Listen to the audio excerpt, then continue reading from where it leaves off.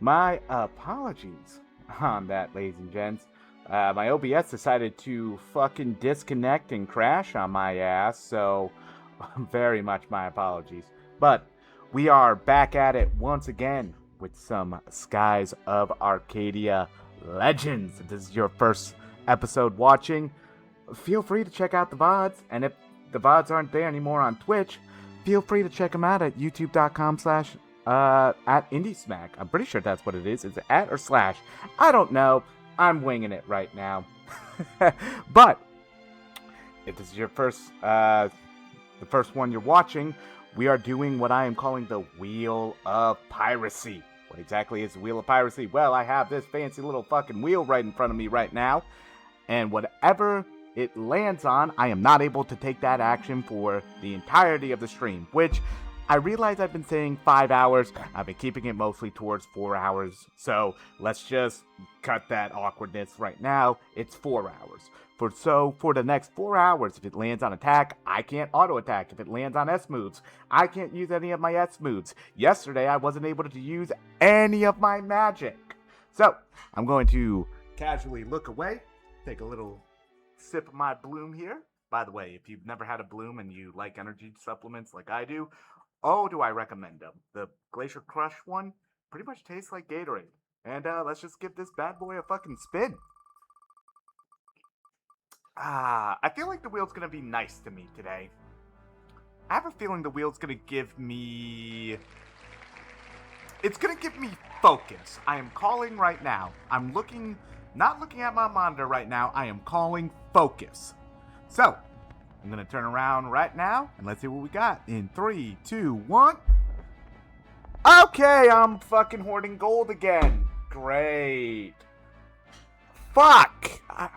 Okay, so that makes that a little awkward, because there actually is a sword I would need to buy in Yafutoma to access a crew member, and now I'm shut off from them. Great. But that means, ladies and gents, that I cannot use any of my gold. There will be not a single ounce spent. And if I do accidentally spend any gold, which also means, by the way, I can't spend any money at inns, then I will be booted back to this save point right here. Or is it? Yeah, no, it's this one right here. And if I were to say spend gold after that, we jump to this save point, and then we'd essentially keep rewinding time until I eventually learn my lesson. This is also the second time we've gotten gold. And actually, the first time helped me because I needed to save up gold due to needing 100,000 gold to be able to pay for all of the... pay for Barnum and Ishmael to build our base and to improve our ship, the Delphinus. Okay, so I am not hampered in battled any way, shape, or form, but I can't use any of my gold, which right now I have... Oh, that's a lot to look at. Oof. So that also means I can't buy any items, so what I have hoarded right now, that's what I got. But I'd rather have this, honestly, than not being able to, say, access my magic like I did yesterday, because that sucked. So I am fully battle capable, but I can't spend a single dime. If I spend any of my money, I am essentially forced to jump back a save, or jump to my most recent save, and then jump backwards, which I don't think there's any free... I think there's a story rest in this part of the game, so I think I'm safe. But if not, I'm pretty much having to survive by mainly heals and keeping my HP up and MP up with whatever items I already have. So it's not one of the worst ones for me to land on. I will say that straight up. This is one of the nicer ones. It's not focused nice, because I can easily get through without being able to charge my focus. So since we're under the blue moon now, I think we're mostly going to be using either green or purple. I might as well keep using green, because I think both of them, or both Aika and Fina, are close to learning Sakrulin, which will be nice. Yeah, so like now I can at least use magic. That's especially useful for Fina, because whenever magic gets shut off, fucking Fina kind of becomes, not like worthless, but she becomes like an item thrower and just like a buffer instead. Instead now, she gets to let loose. So this will be fun. An utter victory. Now, like I said, the shitty part is that I'm not going to be... The main shitty part about it all is that I'm not going to be able to upgrade any of my equipment, which sucks because I was kind of planning on doing that with the Delphinus in particular, so I guess it was a good thing I bought the cannons that I did in Esperanza. Because if I didn't, oof, I would be, not upset, but I'd just be like, God damn it. Uigusu's nest. Although this bird builds its nest in rock faces, for some reason they always travel northwards to human civilizations to raise their young. That is why sailors have learned to recognize these nests as a sign that a human city is nearby. I do want to also mention one thing. I did mention that the upcoming program schedule, Guardian Walls, a massive fortress built by an ancient Yafutoman king. Rather than as a form of defense, these walls were said to have been built so that lookouts could spot enemy ships before they got too close to the city they were trying to defend. A little bit of a scheduling update. I'm going to do Pokemon next, so the rental randomizer and taking another stab at Nuzlocking Heart Gold. The big update that I'm thinking about maybe doing is doing essentially an all Sith. Like, I think maybe the next big idea I want to do is all Sith Old Republic. Now, what I mean by that also, and this is where I think I may be getting too big for my britches here again, is Knights of the Old Republic 1 and 2, but then also maybe tacking on the Old Republic, which is the MMO. The MMO nowadays has been changed to such a degree that you can genuinely play the game solo, which is cool. It's pretty much before, like, whatever the new, like, the spiritual successor that they're working on right now. I forgot what it's called. It's not Knights of the Old Republic. But the MMO, the Old Republic, essentially has been turned into such a thing that it's the closest thing we will get to an EA Knights of the Old Republic 3. Because, like, you can play that thing completely solo along with your partner. Like, we probably wouldn't end up doing any of the raids or anything like that. You would essentially see me kind of maybe, like, running by other players. But it would mostly just be us. But I think that's once again, like, pushing it too far.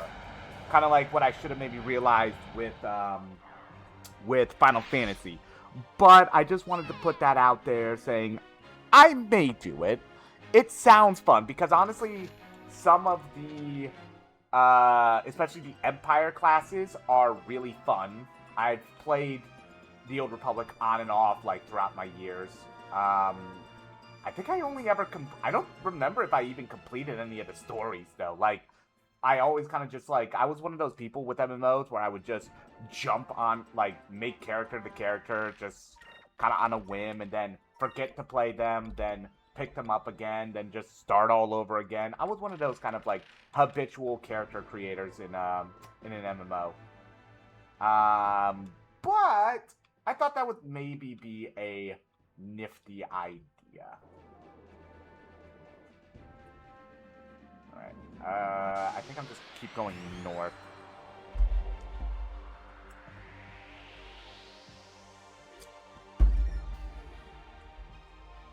Oh, blue looper.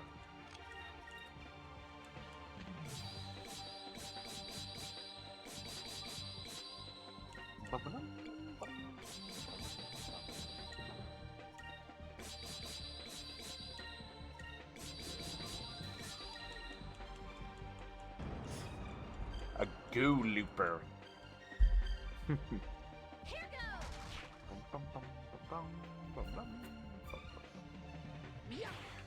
But yeah, I thought I'd just kind of mention that. But I do want probably the next, like, big project that I'll do, like, in terms of a bigger game, it'll probably be Sith runs of KOTOR 1 and 2, because I genuinely never did that in my life. I believe I mentioned that when I thought of the big idea with the villain arc from last year.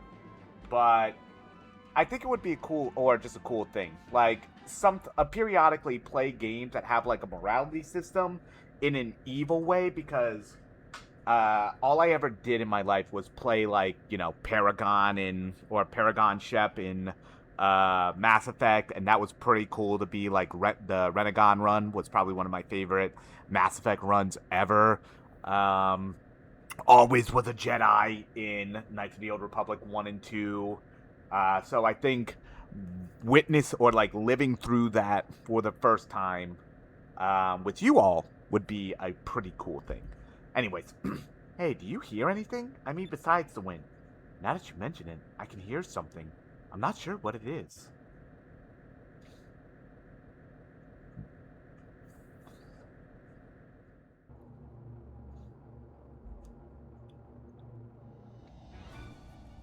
Uh-oh. That's not good.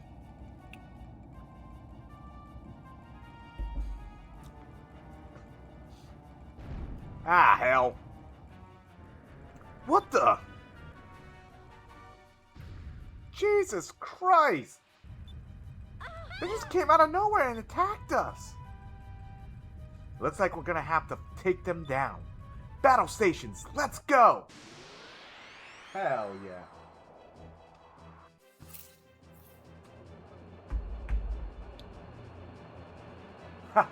Do you really think you can defeat us with that big block of steel you call a ship? Prepare yourselves, strangers.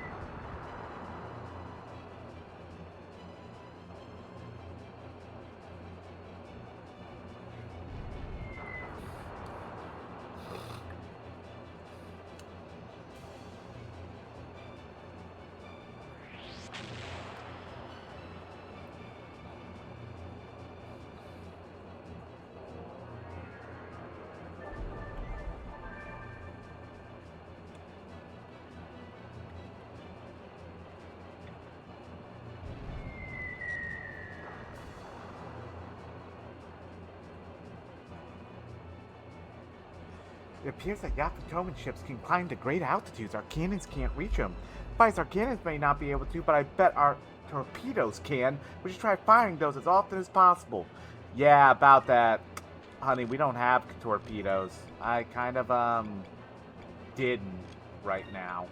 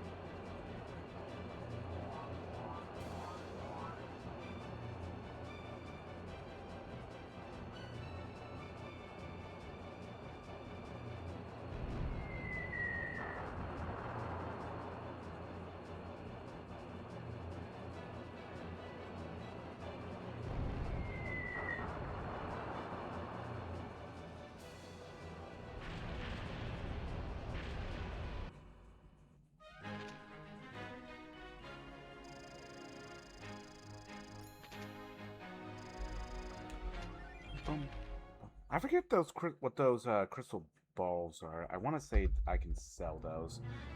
Too bad I can't fucking do that today. Oof. Okay, so the flagship is coming after us. What appears to be the enemy's flagship is approaching. Wow. There are two boats. No, one boat. No, there's two, I think. Looks like they're planning to board us. All hands on deck. Well, if they want to fucking scrap, huh? Okay.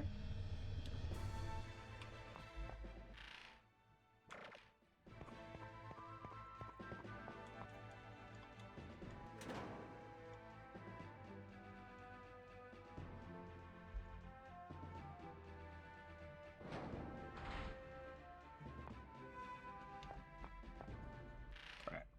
Let's just make sure we're fully healed.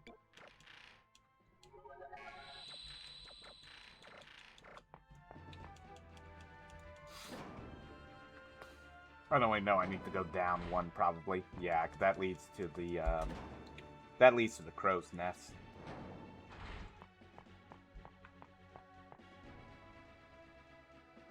And actually, thinking about it now, I probably should put the torpedo on. Yeah, the heavy torpedo. If that's the case, then... And actually, since Domingo's thing is a active ability, I think I'll just have Tika Tika on instead then. Because while having potentially or potential for more crits to happen is nice, the fact that I need to activate it where I'm pretty sure Tika Tika's is a passive, that kind of blows it for me.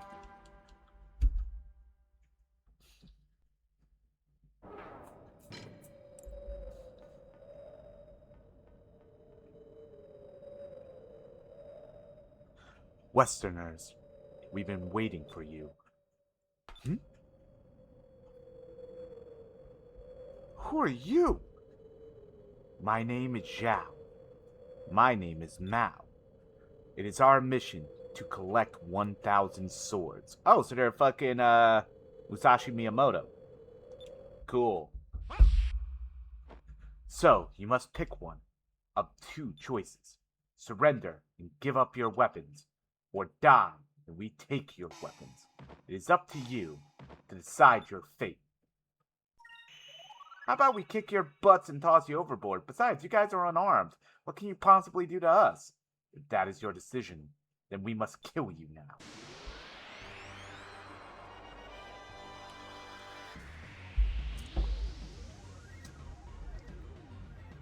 Alrighty. They're both blue, right? Yeah. And I don't think it really matters which one you try to beat first. I'm pretty sure they're both kind of just equal. Let's try this.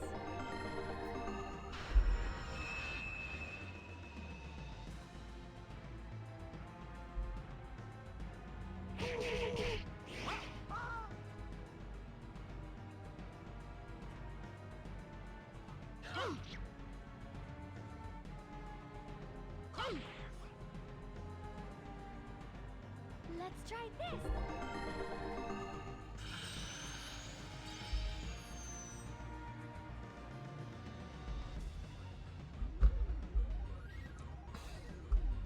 It is time for you to die. Oof. Okay, that hurt.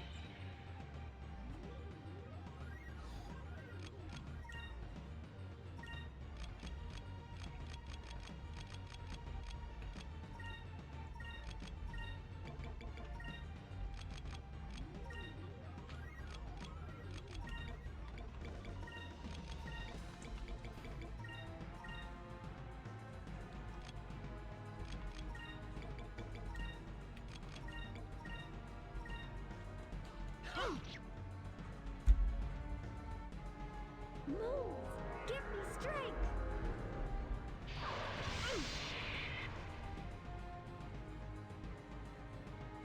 Hell yeah, both of them got poisoned. Moves, Nice. give me strength.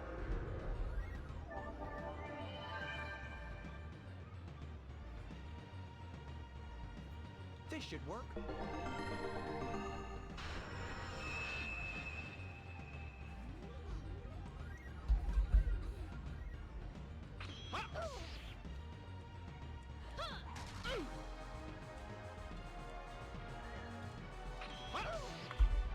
Damn, they both wanted just to go after fucking Ica, huh? Okay.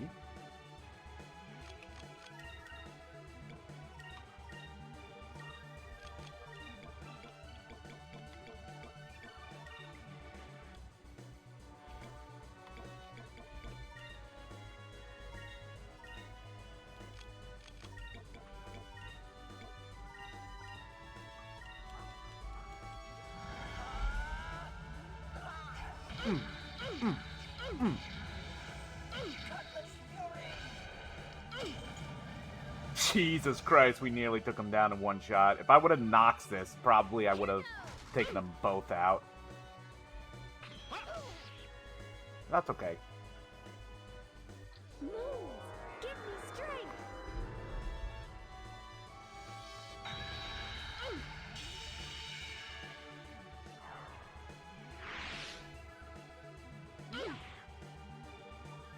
Hell yeah.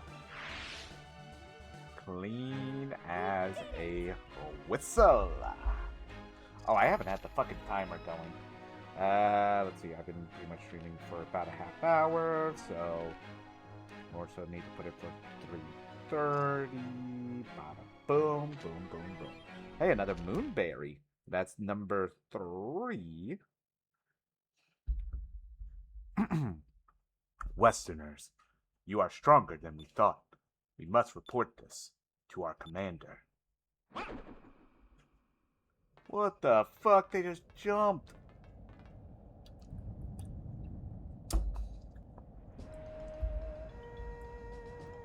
We rule the skies of Yafutoma, and we are known as Tenku. Westerners, we shall meet again.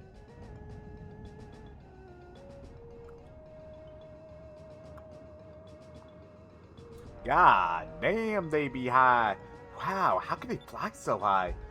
Blue moonstones hold the power of wind and water. The Yafutoman ships are powered by these stones. By harnessing the power of the wind, their ships can reach altitudes that we can only imagine. Well, it looks like we chased them off for now. We should try and find Yafutoma.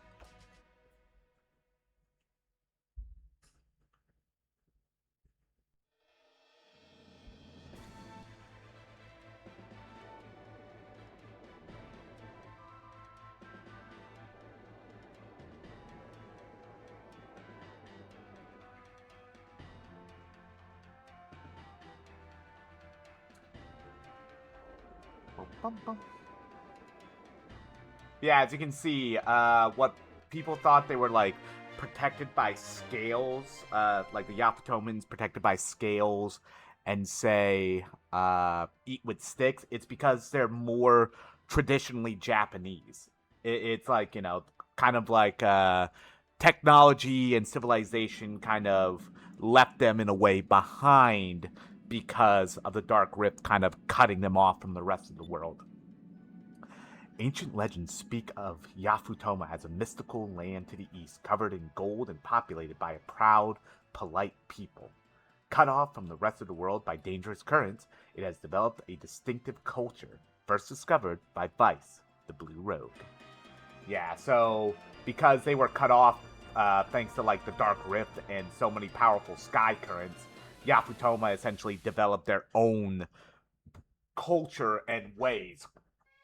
And thus, they kind of developed into a more traditionally Japanese style. The water is so clear. It's beautiful. I wonder where we are. Huh? Wow, that ship. It's so huge. Oh, it's a... I think it's the girl that's speaking. God damn it. Are those Westerners? They dress funny. Hey, look, their hair is in black. I wonder what they eat to make their hair that color. My hair is really going to stand out over here. Invaders! Why have you come to Yafutoma? Oh, Jesus. We've been here for 5 seconds and we're already basically being drawn down on. Great. These lands are protected by Mount Kazai and the Blue Moon. Under the sovereign reign of Lord Mikado, invaders will be punished. Yafutoma? This is really Yafutoma? Yes. You have invaded Yafutoman lands. We did it! We did it! We're in Yafutoma! Yeah. Well done, Vice. This will be recorded in the history books. How dare you invade our lands? I shall strike you down where you stand. Wait! Don't attack them! Visitors, our primary responsibility is to defend Yafutoma. Please forgive our rush to arms. Lord Mikado said that he would like to speak with you. Please, if you would come with me. Lord Mikado? I guess that's probably the king of these lands. We should follow him. Yeah, so this would also be the part where I would probably fucking load up on all my armaments and whatnot, but can't spend any gold. Sucks to be me. So, you came to the land where the sun sets. Welcome to Yafutoma. My daughter, Moegi, has always been intrigued with the West, haven't you, my dear? Yes, Father. Please, I would love to hear all about your homeland. And if there is anything we can do for you, just ask. Sure, but I don't want to be too much of a burden. King Mikado, as an advisor to the royal court, I must say that I oppose to the idea of foreigners entering our lands. Foreigners have only brought us disaster. We must cleanse them from our lands immediately. Jesus Christ, we've been here for 5 minutes and you're already talking about an ethnic cleanse. God help us. I agree with my father. The Westerners can only bring us trouble. We should dispose of them at once. They are our guests. We must welcome them. They can teach us a great deal about the West, and there is much we can teach them as well. But I would like to know why you have traveled to Yafutoma. We're searching for the moon crystals to prevent our enemies from using them to destroy the world. The blue crystal? I think you are referring to the jewel that has the powers of the blue moon. The object that you are searching for lies underneath Mount Kazai. Here in Yafutoma, we refer to the object as the Magasphere. Let's not talk about the Magasphere nowadays, please. Mount Kazai is considered by our people to be a holy mountain, and deep within the mountain lies an azure-colored jewel. Our ancestors passed the jewel to the successors of the throne. After the cataclysm, the jewel was sealed inside Mount Kazai. An azure-colored jewel? Vice, that has to be the moon crystal! At one time, Mount Kazai was a volcano, and there was no known way inside. The Magasphere has been lost since the days of the old world. If you were to retrieve it for us, we will be eternally grateful. So, the Magasphere is at the bottom of that huge mountain? Leave it to us. Don't worry, we'll get it back for you. God, I do not like the fact that one of my favorite games of all time, I have to be repeatedly saying the words Magasphere. Nowadays, talking about the Magasphere would end up somebody looking at you very wrong.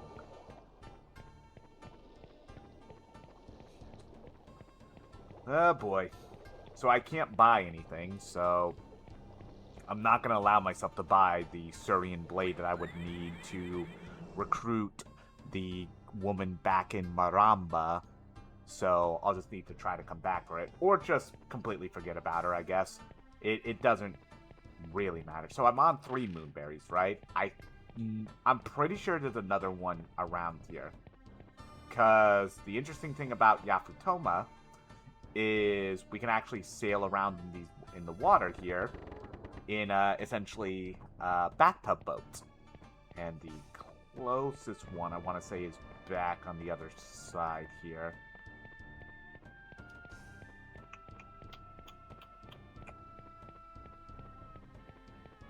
Is it here? No, but that's essentially somewhere where I can land with it. Come on, people. Tell me where it's at. Come on, buddy. Mash an X. So I think the last Abracham was here, or was, I think, either here or in Esperanza. But I did get the Cupel Spike, so that's nice. Got the next little upgrade. I did see the treasure chest over here.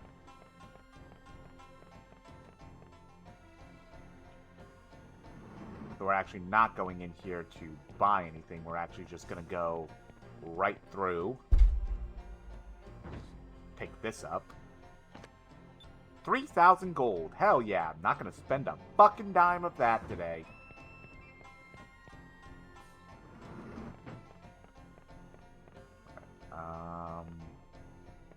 Where was the first boat? It's not down there.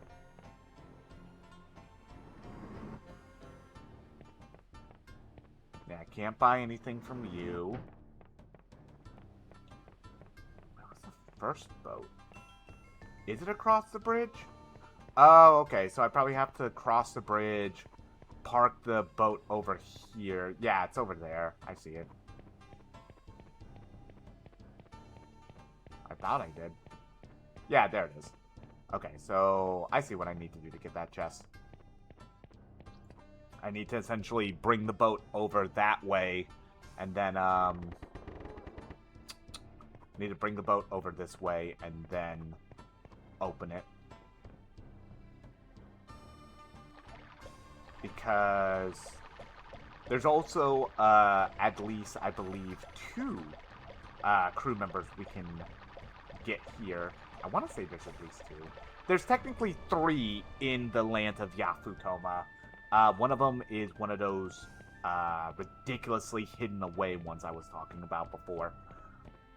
And I remembered how I need to recruit him, by the way. I need to have a certain swashbuckler rating, which I believe I actually do have it. So that'll be nice. I think it's like Vice the Daring or higher. So I think I'll be able to recruit him, but I think I need to wait until after the event of Yafutoma. Pretty sure about that, at least. Right.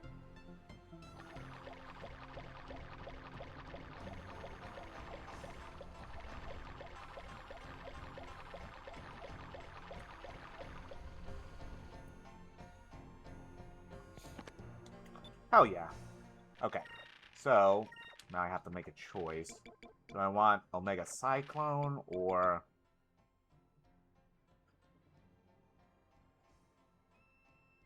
I mean, I just do this, right? Like it's a full heal and it cures all ailments. So, yeah, we just do that, right?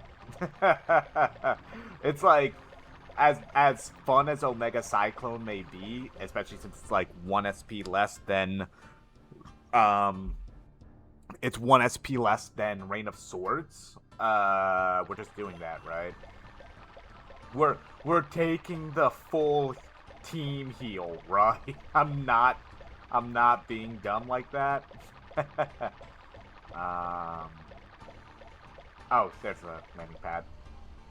Yeah, because this is like the only way to access this area was through falling down the waterfall there. Because it's like a little bit of a residential area. Actually, we can talk to Kirala here. She said she's the best builder in her in the country.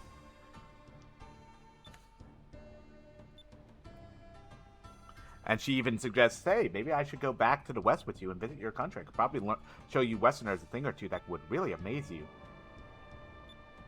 Yeah, and Vice is like, hey, isn't this place under construction? And she was just saying this is her own house. And she even mentioned that she has a sister here named Urala. And kind of like with Polly and Robinson, you needed to essentially recruit Kirala first before you were able to recruit Urala.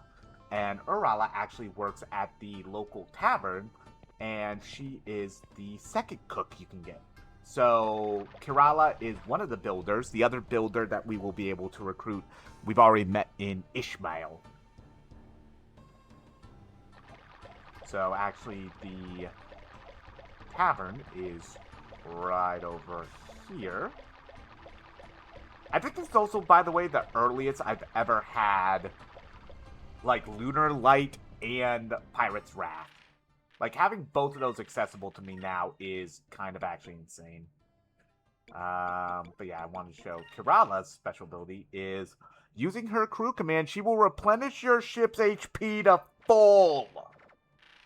So she's just a full heal on non-magic. You can only use it once, but that's still really good. And this is her sister. You know. Looks like they have waitresses in Yafutoma too. I'm sorry. I don't have anything like that on hand. You misunderstood. We're talking about you. Huh? Oh, I'm sorry. I thought I was what you wanted to order. Don't mention it. We're the ones who should apologize. We're in a bit of a rush right now, but we'll come back some other time, okay? All right. Thank you for coming in. Say, are you by any chance Kirala's little sister? Yes, I am, but why do you ask? I thought so. Actually, Kirala has decided to join the crew of our ship as a builder. We're wondering if you might be interested in joining our crew too. Me? But unlike my sister, I'm not good for much of anything besides cooking. Cooking is perfectly fine skill to have. We would like for you to join, or how would you like to join our crew as a cook? Sure, okay, if my sister's joining too, but are you sure I qualify for the job? Of course you do. You can make us all kinds of tasty Yaputoman dishes. Well, I'll really do my best. Thank you so much. So, we have our second cook. And with Urala, if we were to swap her out for Polly for her, she will max out our spirit points. So, Urala is essentially an aura of valor, you know, for once in the fight. So, oof, that's just really nice. Like, I usually have Urala with me because that's just so nice to have, because you can spend a turn, say, like, buffing, and then using what little spirit points you start at the start of a fight to just have Urala max out your SP. You know, so that's just a little bit nice. I'm just trying to think of what else I need to do. I think that was it, mostly. Because the sisters are the recruiting. I can't get to the other one yet. I think we're good to go to Mount Kazai. Yeah, because, like, the story actually kind of, here in Yafutoma, kind of has, like, a weirder beat. Because most of the big shit happens after you get the spear.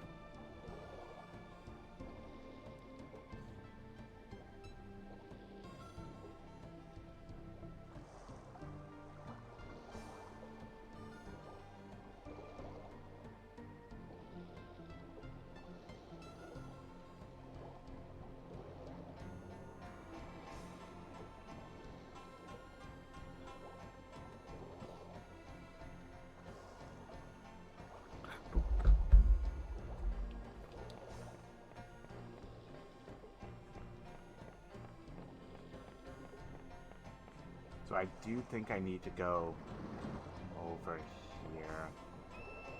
Yeah, so he escorts us to Mount Kazai. I just want to make sure I have everything. And, Mount Kazai. Oh boy. I love this part of the game. I love Yafutoma. I love the story beats in here. That being said, that being fucking said, fuck this dungeon. Fuck this dungeon. I don't like Mount Kazai. I'm pretty sure nobody likes Mount Kazai. This on top of Moonstone Mountain are probably the two weakest dungeons of this game. And it's just a fucking annoyance. Alright. We're gonna go to Mount Kazai since I can't buy anything. And this should give you an idea of why I hate this fucking dungeon already. The fact that we're being given an underwater suit. What? We have to go underwater, but I can't swim. Do not worry. As long as you're in the underwater suit, you should be fine. Just be sure to breathe normally. Well then, shall we be going? Make way for Mount Kazai. Yeah, so it's a fucking underwater dungeon.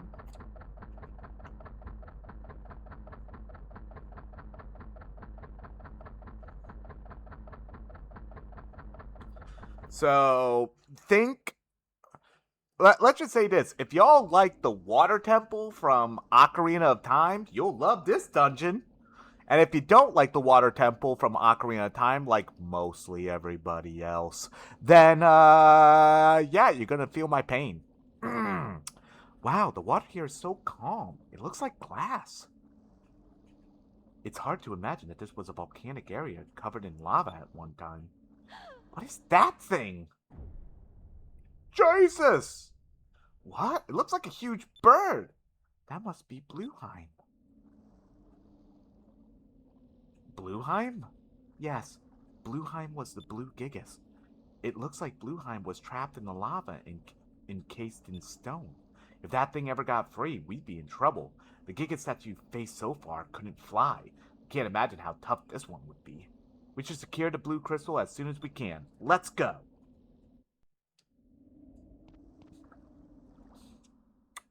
Oh, and also, this dungeon has a jackass of a fucking boss, too. So it's just a double whammy. It's a fucking annoying dungeon and a fucking annoying boss. And it sucks, too, because I love the aesthetic of it.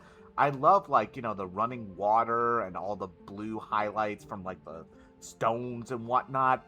But then you get to this. And then you move so fucking slow. Luckily, you don't get encounters while in the water. But you move so fucking slow.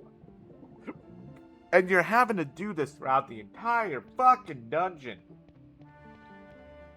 How many magic dews do I have? Sorry, once again, my brain's scattering right now. Oh, I only have one.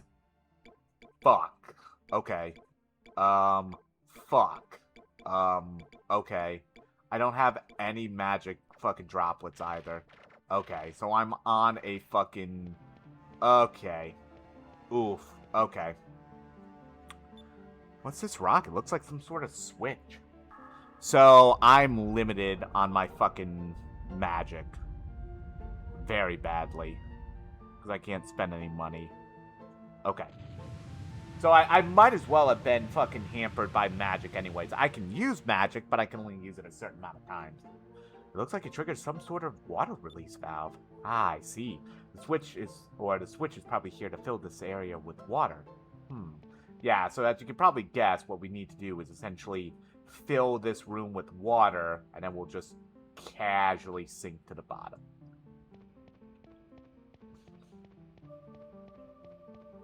It's a good thing I double-checked that, too. So I have one 10 MP drop of magic dew. Okay. So I'm still pretty hampered on magic. I should have probably double-checked that sooner, but that's me. Right. Bum, bum, bum, bum, bum, bum, bum, bum.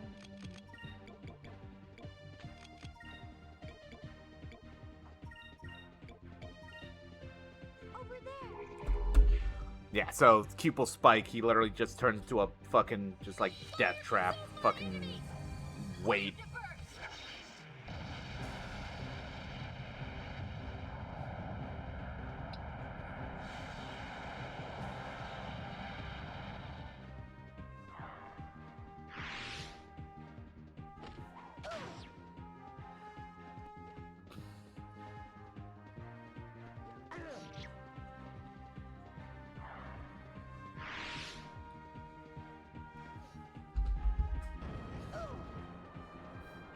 Ew. Oh god, it's using Pyrum! That's not good. Ow. Ow! Dickhead.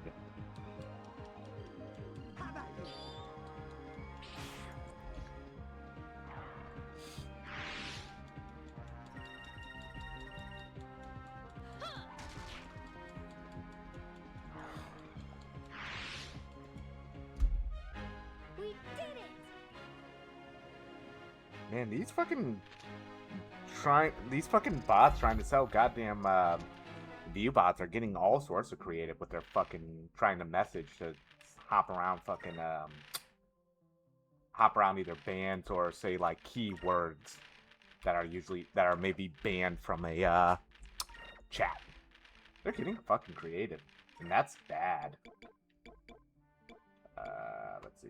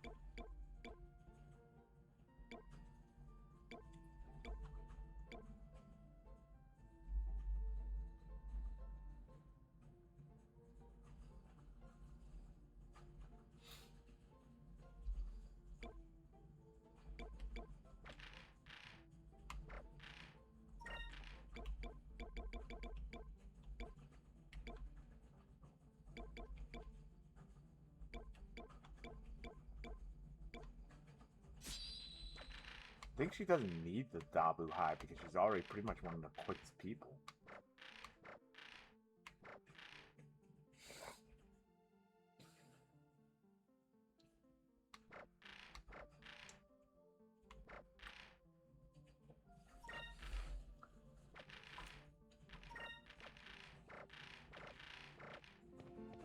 Alright. Ooh, that's right. So if I'm kind of limited on my magic, the Moondust Ring actually doesn't serve as good of a worth.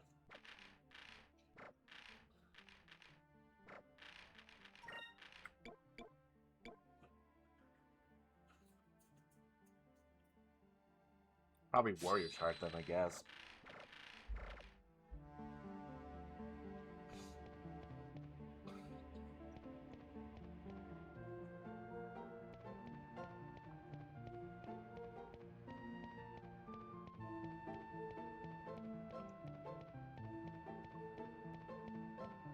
Because this pretty much means that I need to save mainly Finna's MP for like boss fights and whatnot. That's kind of just what my plan going forward right now is.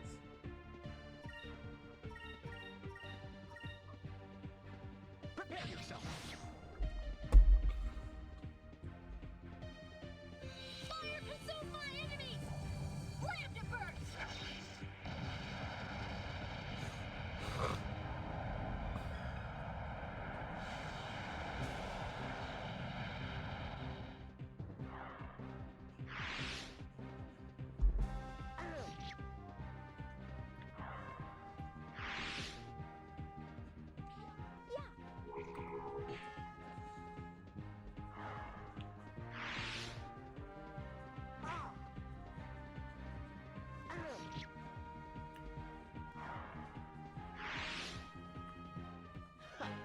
was easy.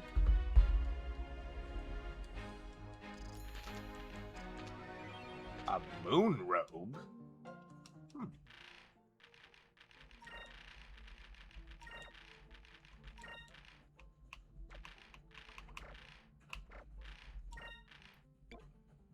Ooh, that's nicer.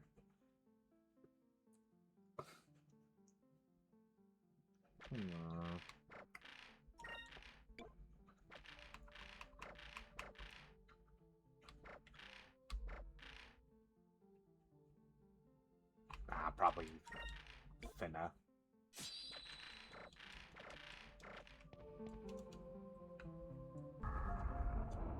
Yeah, so now we activate this, which fills the room with water, but for us to go back over there, guess what we need to do? Fucking walk in the water.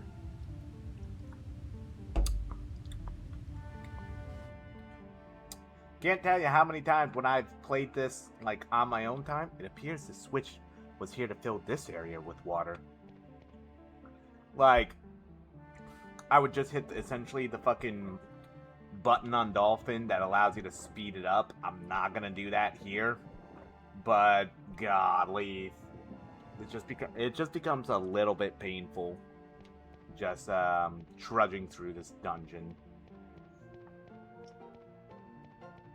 Like, it's not as bad as the water dungeon, say the water temple from Ocarina of Time, which is probably the most apt comparison of a dungeon I can give to this game.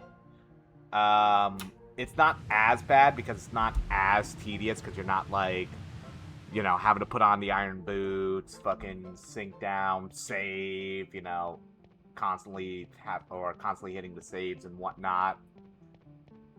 But it's just like, boy. I will say, as I've grown older, I love the aesthetic of the dungeon, but just this is easily, to me, the weakest dungeon in the game.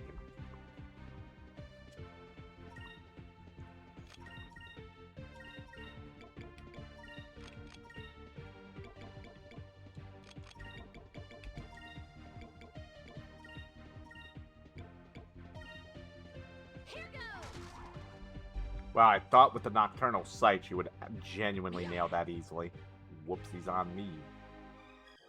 Oh, great. Let me guess. I'm gonna get put to sleep. Or Vices.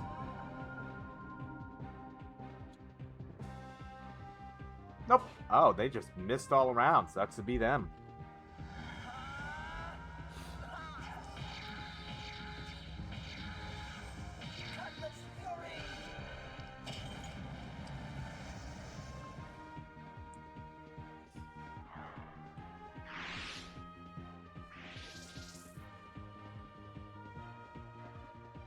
Let's try this.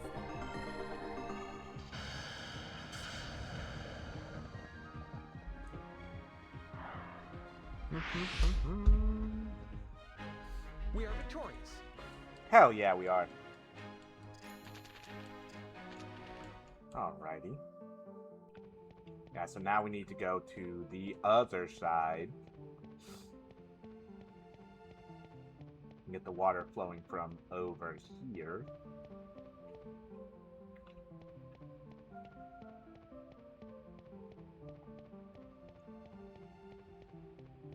Now this room fucking sucks, by the way.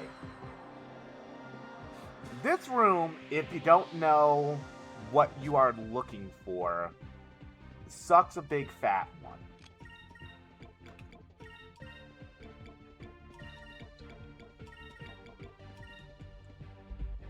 Oh god, you're gonna make me fall asleep, aren't you?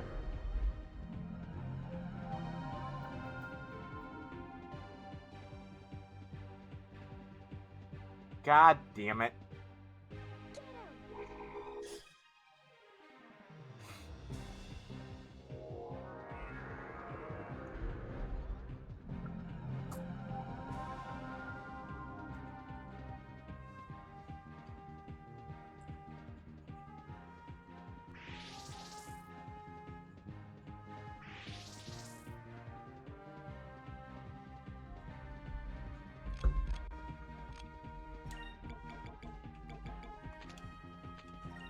Oh, wrong one. I meant to genuinely use the other one. Because I used the one that fucking cleansed them of buffs, not the one that cleanses us. Because I don't think it does damage either.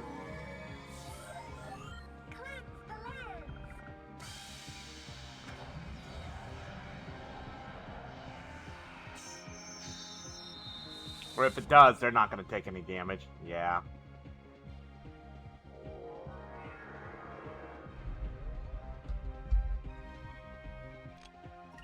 I mean, at this point, I might as well just take Lunar Light then. And just heal us as well. Because it'll wake everybody up as well. Bathe us in your light.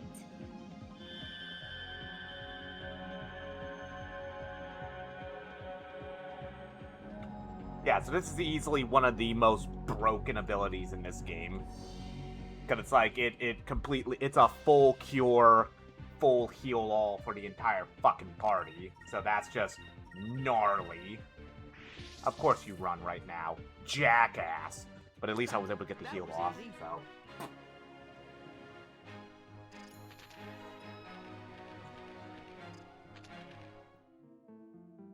But yeah, so about this room. You can see there's plenty of places to say, like, walk down. But unless you know you can go into first person and look down, you're just gonna end up walking into, say, walking off essentially into the fucking unknown. Or landing on the bottom floor there when you're supposed to be trying to land on certain platforms. So this room becomes like, okay, so I can land there, but there's also a certain platform you're essentially looking for. And it's like, is this the one that I'm looking for? No, because that one just leads straight back down to the bottom, so that's a false. That's like almost like a false positive. God damn it, I'm back attacked. Are you both just gonna run? Oh, God.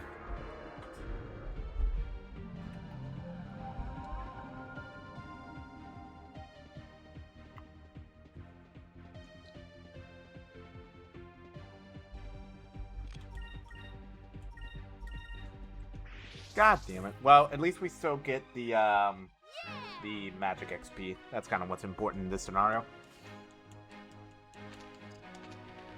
Because also, Fina is also close to learning Sakrulin, so that will be very nice.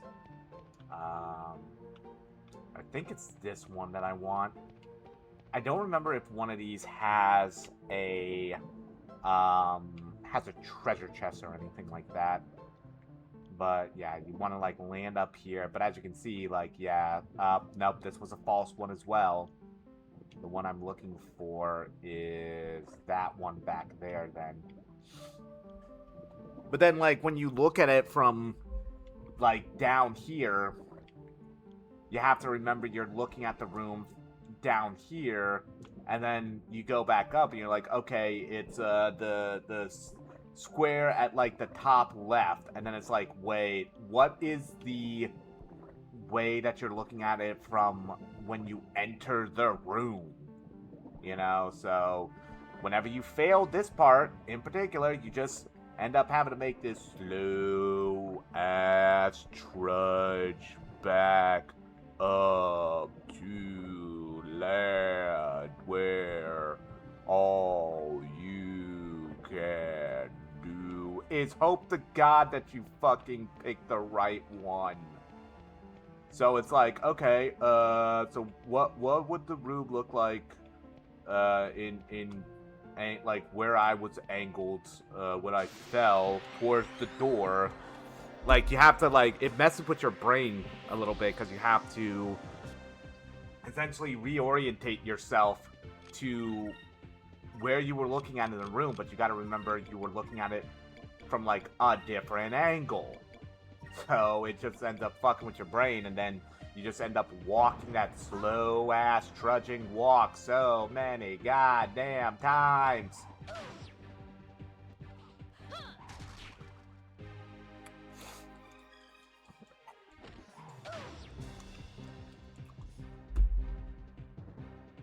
Let's try this.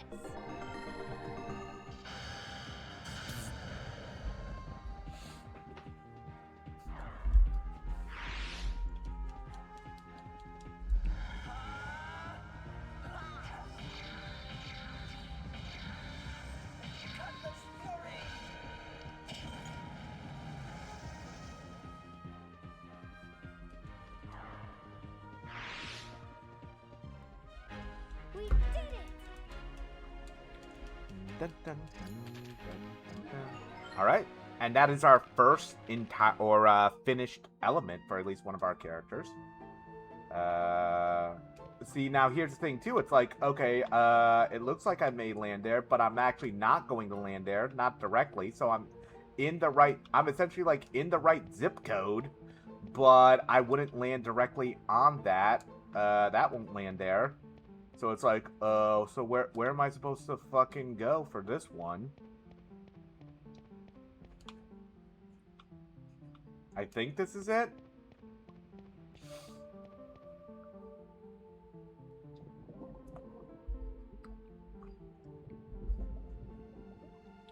Okay, I landed up. Damn it, no. Okay, so that's the one I need. So it's like kind of towards the center of the room. So if I'm looking at it from... If I'm looking at it from where... Like we re-entered a room. We kind of re-entered a room. And... What I'm aiming for... is pretty much...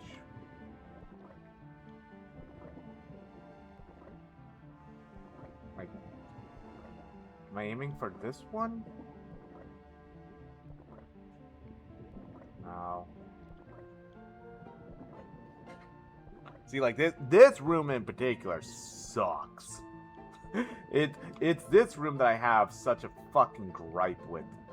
So it's kind of like that's the hole we're looking for.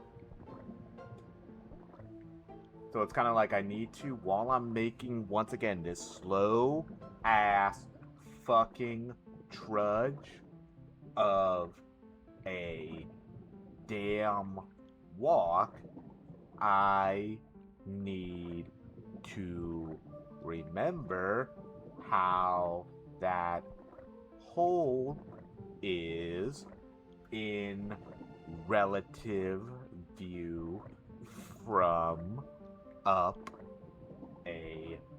above and not be a fucking idiot.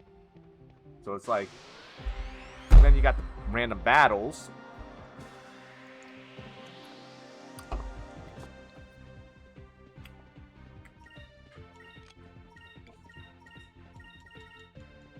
Over there.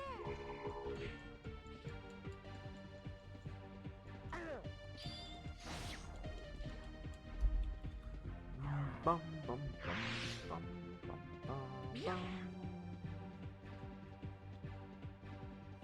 Fire consume my enemies! Slam to burst!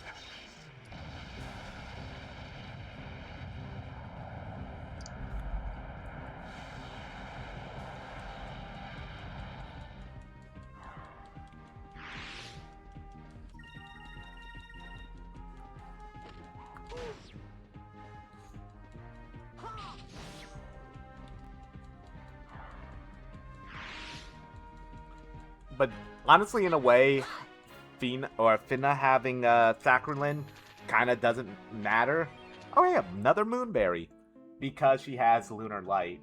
So it's like there's kind of no reason for her to use Sacralin, but it's still good to have. Oh god. Okay, hold on. It's in like the center of the room. Oh god. Fuck. Is that one? I think it's this one.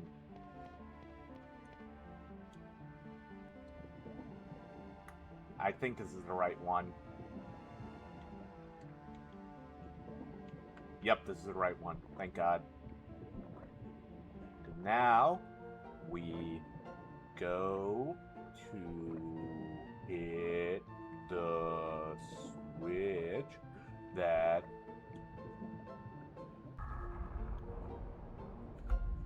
fills more of the water there, and then guess what we get to do? Trudge our way back over there. Can you see why I don't like this dungeon? My hatred towards it is a little bit overplayed, I will admit. I do it kind of for ha-has and hee-hees. But I genuinely don't like this dungeon. Like that I will. That's honestly. Like this is probably, I would say, Mount Kazai and the encounter rates are probably the reason why I would say I love Skies of Arcadia to death. It is one of the most important games of my life. It is one of my favorite games of my life. I wouldn't call it my favorite RPG, though. I would probably say that goes to... I would probably say Tales of Vesperia. Like, Tales of Vesperia is just... because of the or how battles work, the story is amazing, the main character is one of the best in RPG history.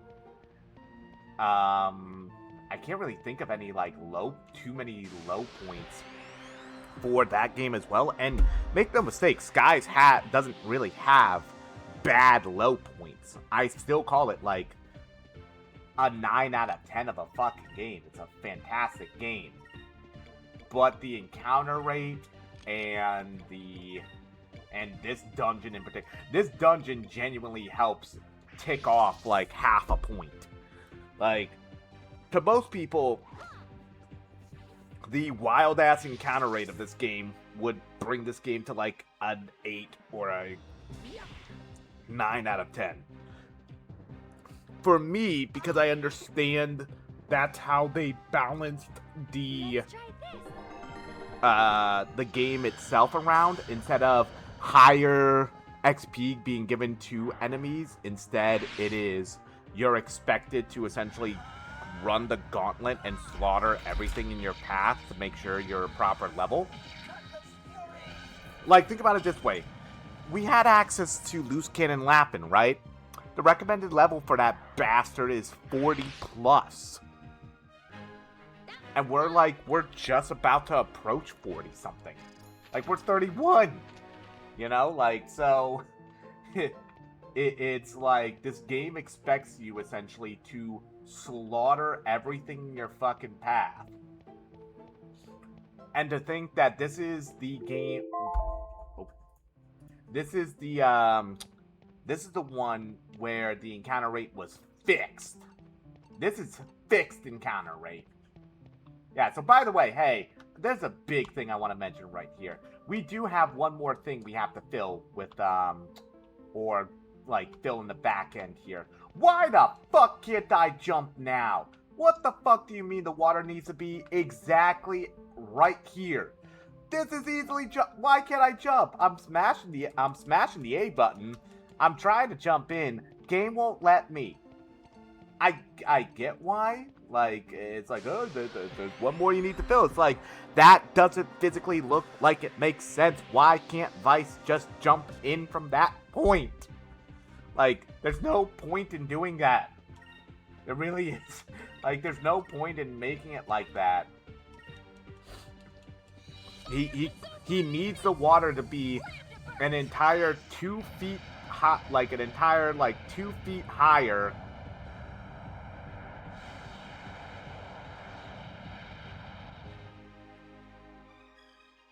To be able to properly jump into the water. The entire thing is basically filled, but you mean to tell me you need that water to be exactly at the fucking lip of that ledge to be able to jump the fuck in? Are you kidding me?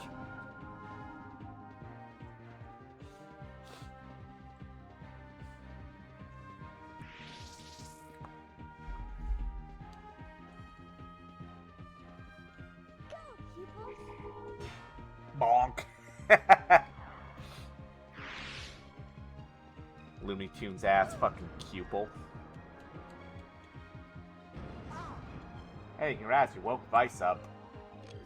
He's not gonna be a happy camper.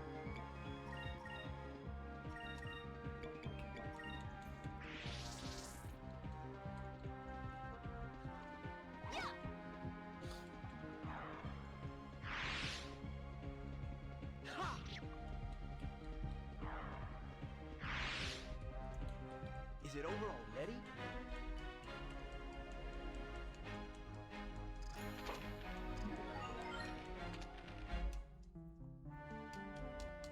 So Enrique knowing Sacrum now really helps too, because that can be another character we can just use their MP instead to heal the party.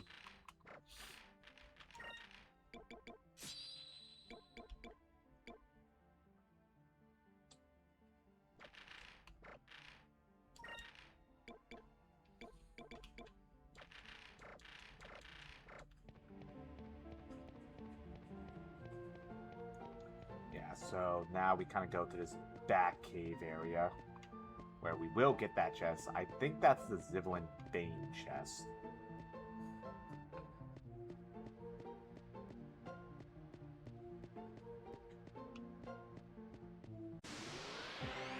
Now we get a whole new set of, or we could be potentially getting different encounters back here, though. Case in point.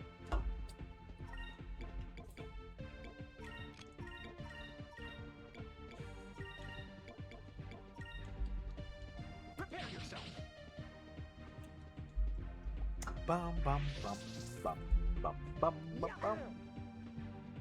Go, pupils.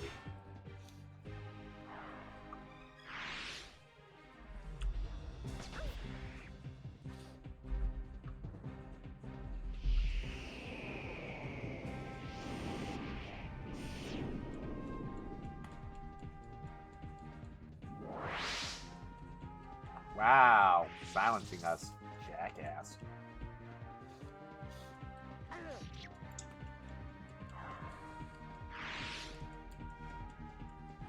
Fire consume my enemies! Slam to burst!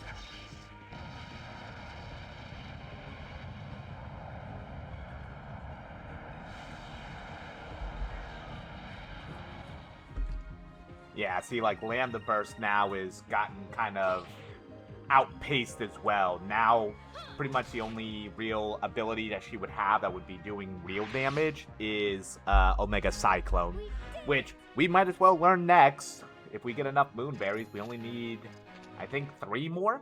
We either need 2 or 3. How many Moonberries do we have? We have, yeah, so we would need 3 more.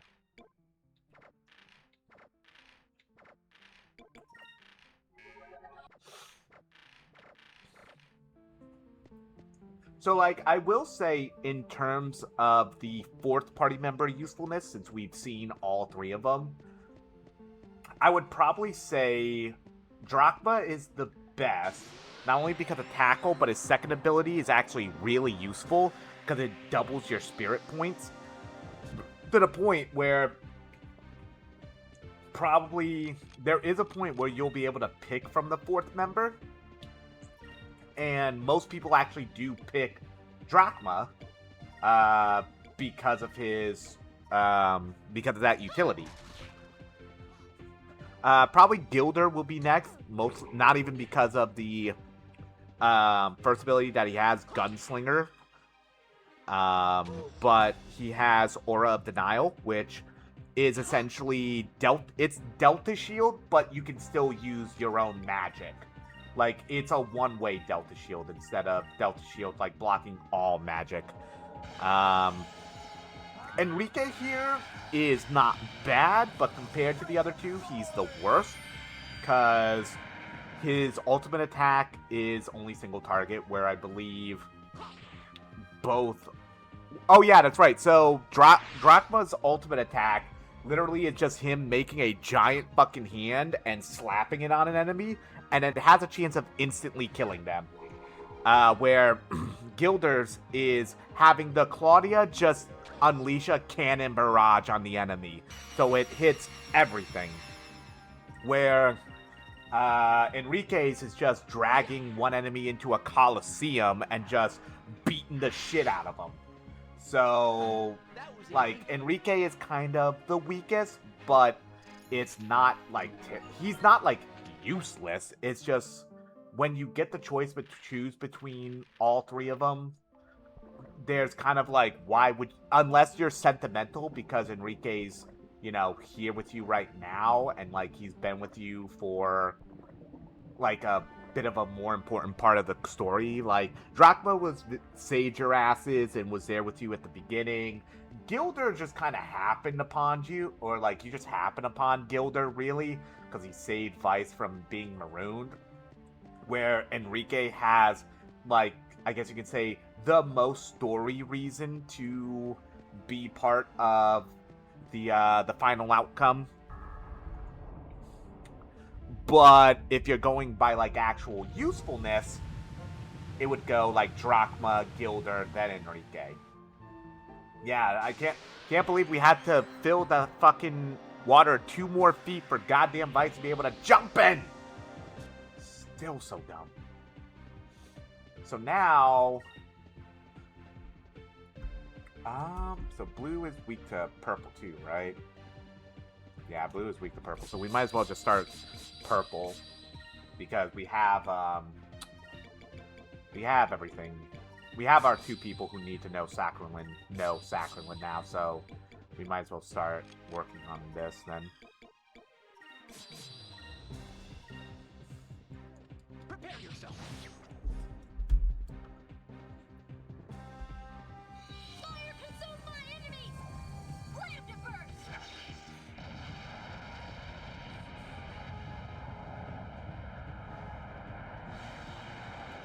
Bum, bum, bum, bum, bum, bum, bum. Over there!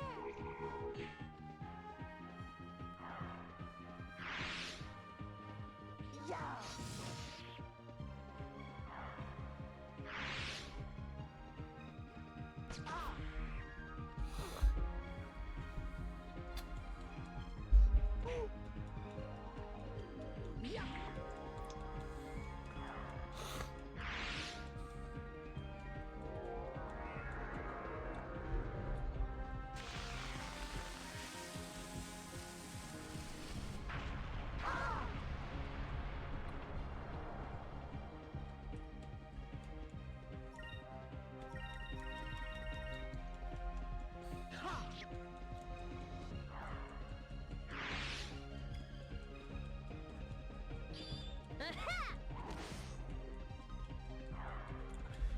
There we go.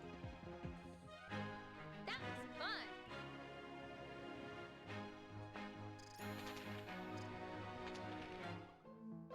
So, when it comes to purple magic, by the way, the next things we're gonna learn are silence and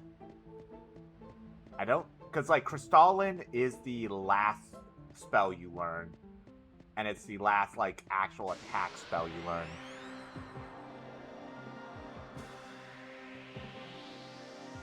Because purple doesn't have like an AoE spell at all.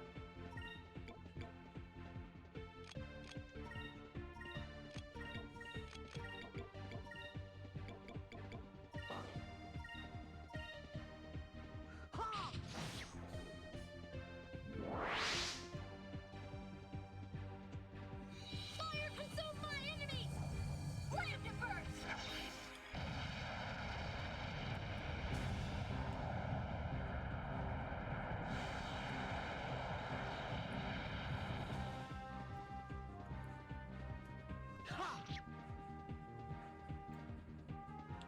Let's try this!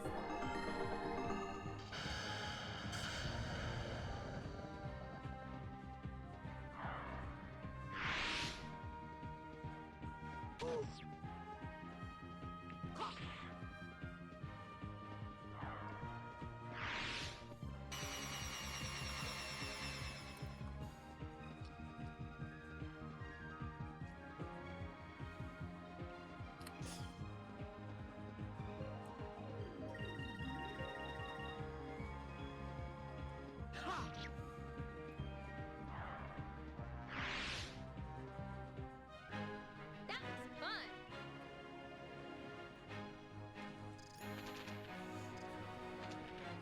Bum, bum, bum, bum. And I will say, like, the music for this dungeon, like, this kind of mystical fucking vibe music that has been in the game. Like, it fits the dungeon well. Like, the dungeon isn't... It's just... it's such a slog. It's what the problem is. Did I already go through here? No, I didn't. 'Cause I think this leads me to... Yeah, this leads me to the water in the other room, which leads me to that chest, which I believe has the Zillion Bane in it. So I'm just gonna do this right now.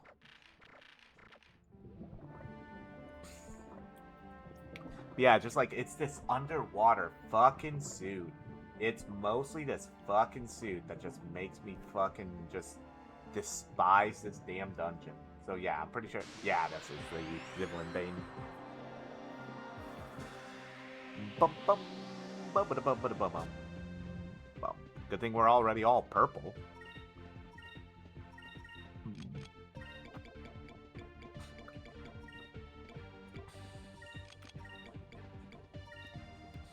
This should work.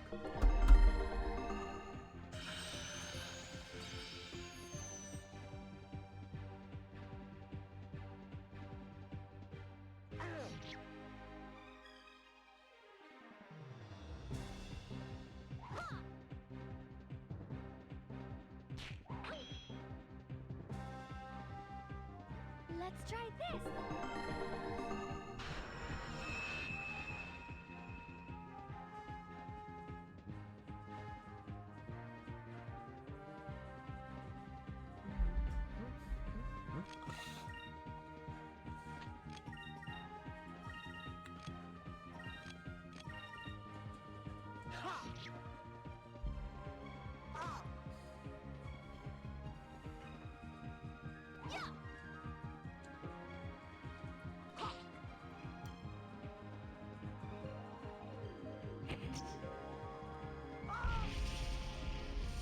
Ow.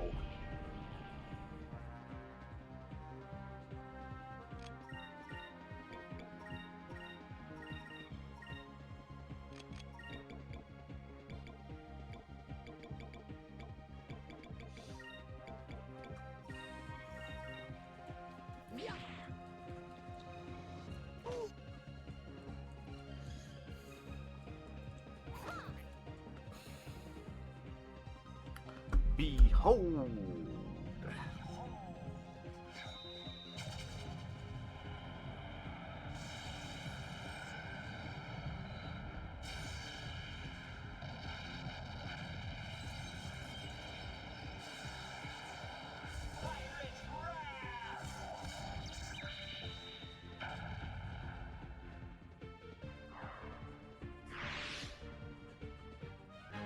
We did it!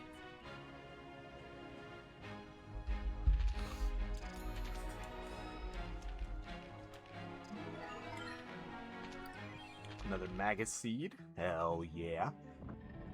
Windsong Orb. And now, guess what? We get to walk all the way back around because they didn't think it was a good idea to give you an easier way back to where you wanted to be. So you have to go around all this bullshit until you get back here, which takes about 5 fucking minutes longer than it should.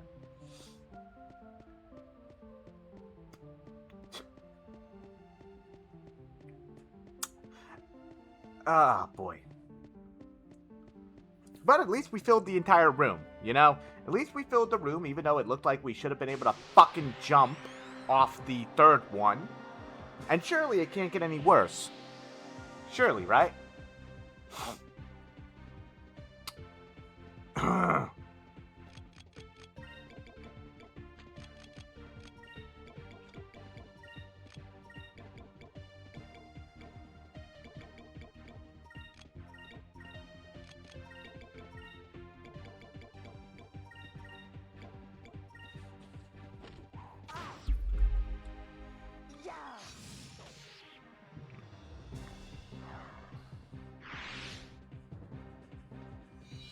consume my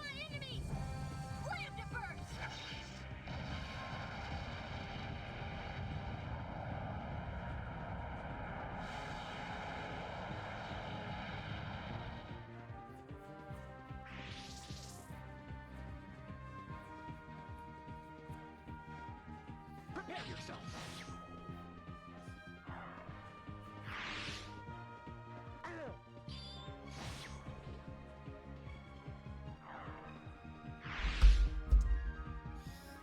Let's try this. Oof! That Electrum box has done us some fucking work, I will say that.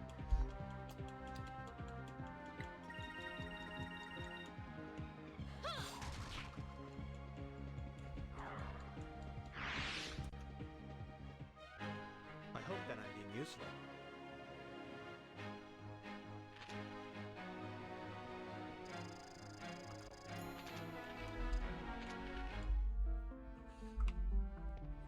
Yeah, so now we can... Apparently now, the water needed to... Oh, that's right. How do I get all the way up there? I forgot how. I think I do need to go back and get that, though. I think.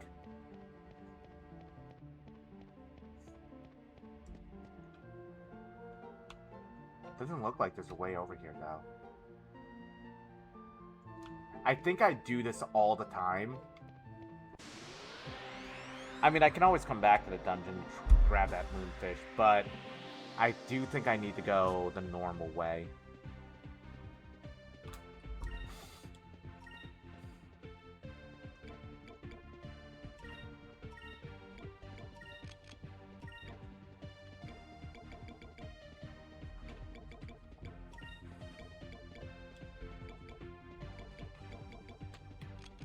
I wonder if, even though they are fire-based, if...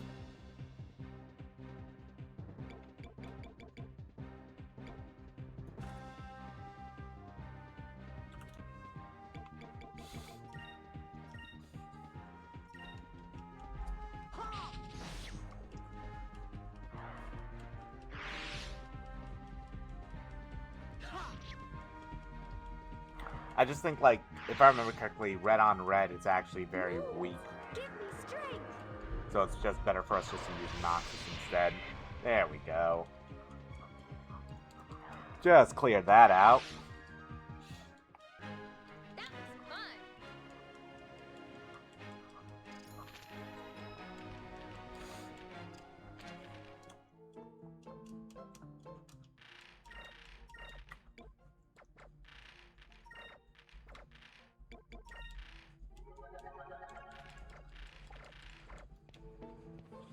I think I make this mistake all the time where it's like, I keep thinking I can't get to that until...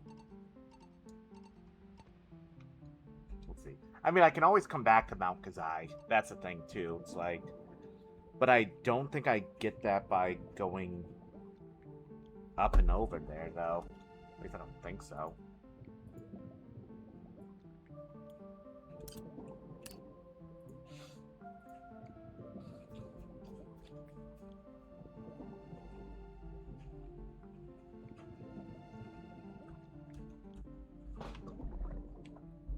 Yep, and now we're in the central platform, and we get to move here very slowly. Oh, I think that's the rope, though. That will lead us to the moon fish.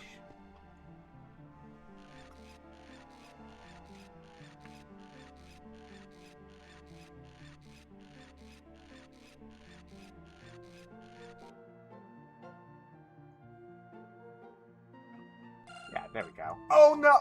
Okay. Okay, I can probably ride that back up. Oh, God, it's gotta fucking chirp at me the entire way there. I get it. I messed up. Ugh.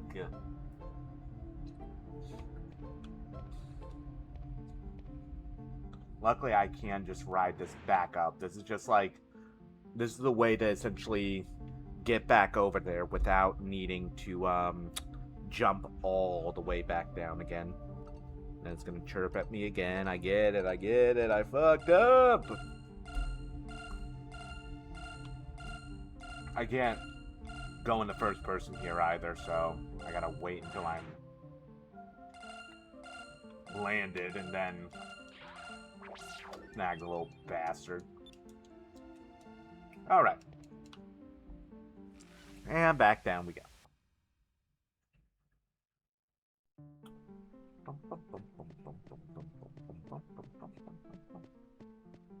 So we're going up and around.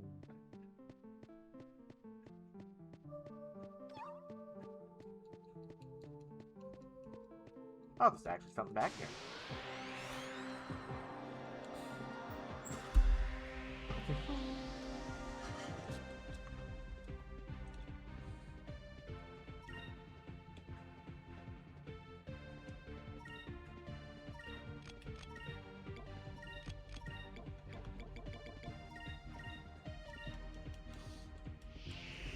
Oh, if it silences Dina, that's gonna be funny. Nope, only Vice. That's fine then.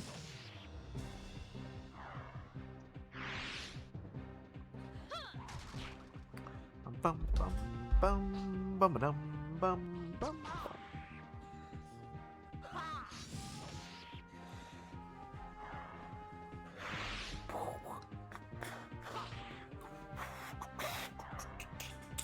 Oh. Give me strength.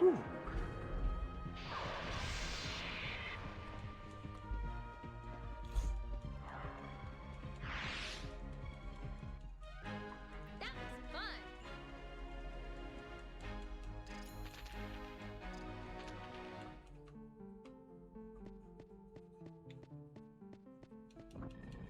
Another moonberry. So we're 2 moonberries off from learning Omega Cyclone, which will be nice.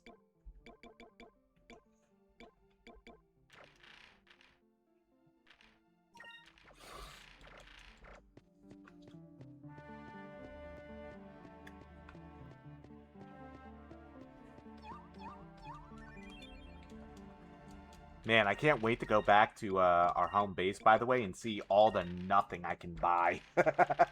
Because our home base pretty much will have some of the best equipment, some of the best stuff for the ship and whatnot to buy. But right now, I can't touch that shit. Because, fuck me.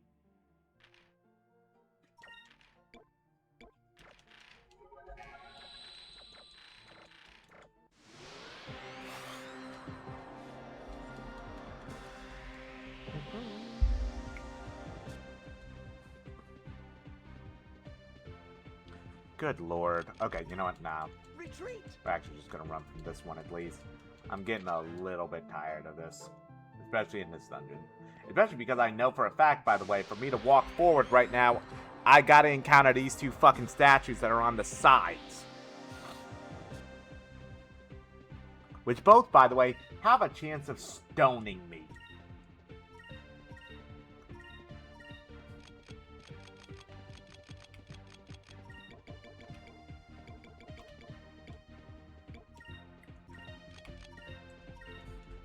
Here goes.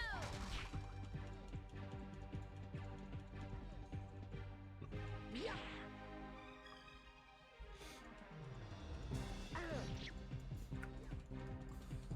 Yeah. Let's try this.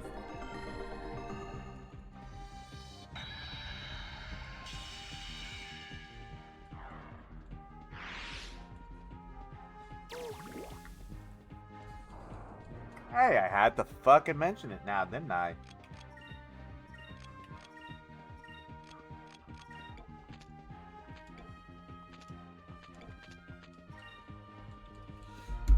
Move. Purify our souls.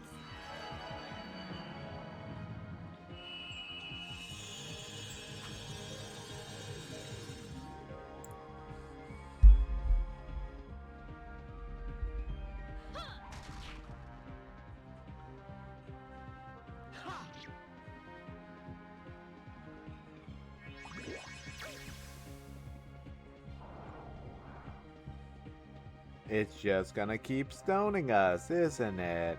Whee! Alright, you know what? Fine.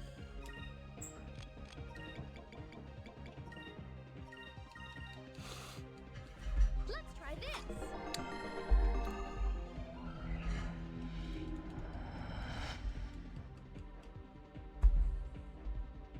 You get no more Mr. Nice, Indy. You get Pirate's Wrath. I swear to God, if this counterattack for some reason stones.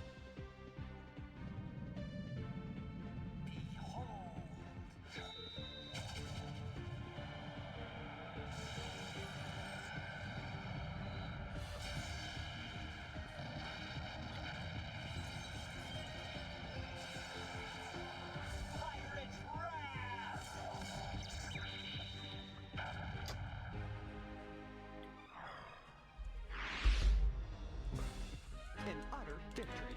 Hell yeah. Alright. Oh, we're now level 32 at least. Hell yeah. We are near the end of the dungeon at least. I know that much. But now it's like you have that switch there, but then you also just have the door here. So you're wondering like, why is that switch there then? Well, there's a reason why. Because if you just go through the door here, as you can see, you have an option. You can either just take all of those fucking fights against the statues that we just fought, or you can try to figure out the puzzle. Oh, and I believe there's treasure chests around here as well. But I also think there's potentially some of these statues, like, down here as well, and if you... Oh, I thought there were.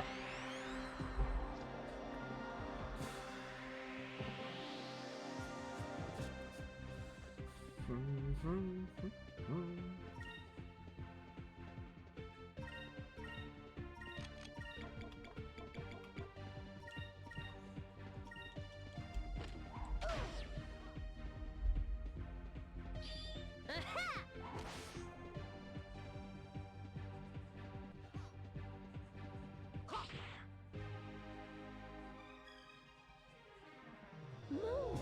Give me strength.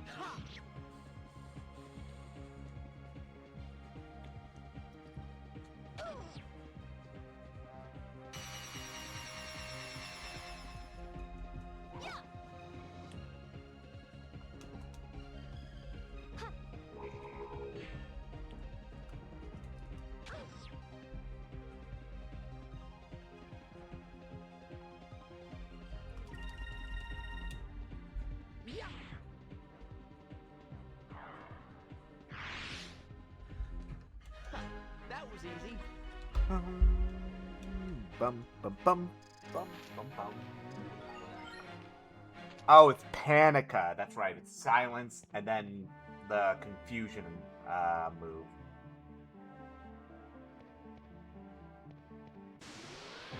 Oh my lord.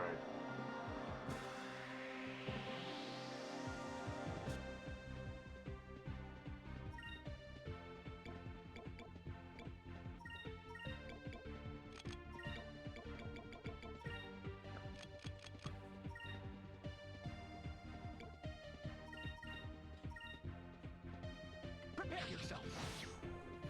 Bum. Moves. Give me strength.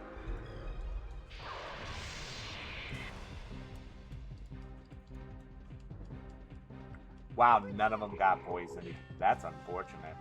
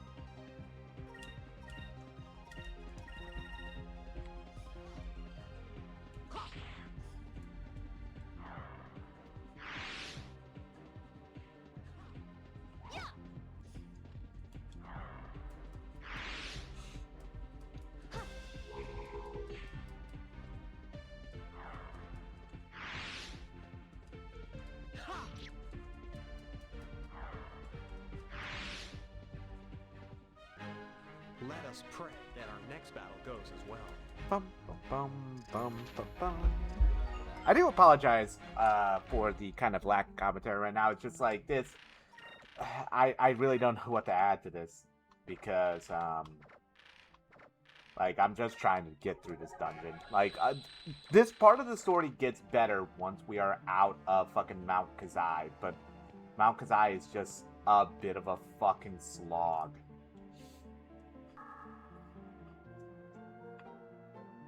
Yeah, so then we get raised over here. I think there's a treasure chest over here. Okay, no. So then...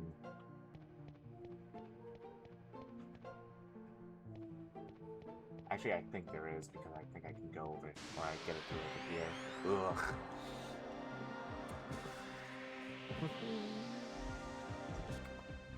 Bum, bum, bum, bum, bum.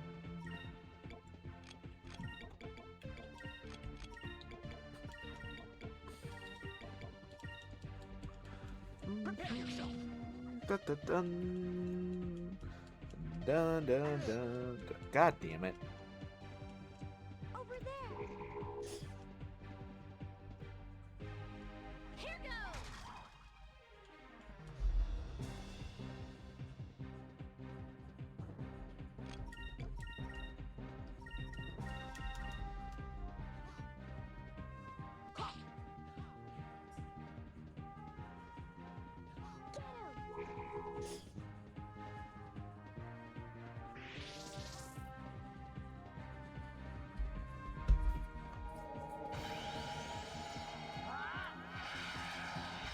Oof!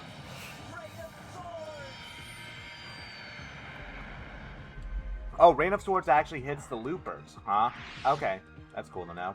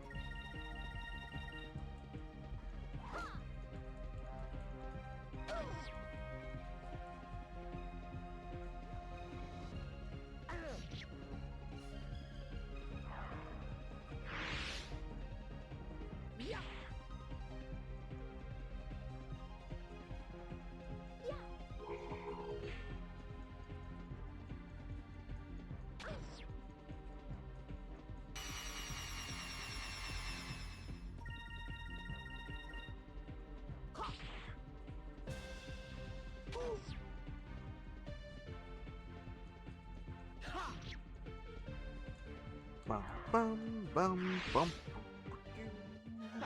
That was easy.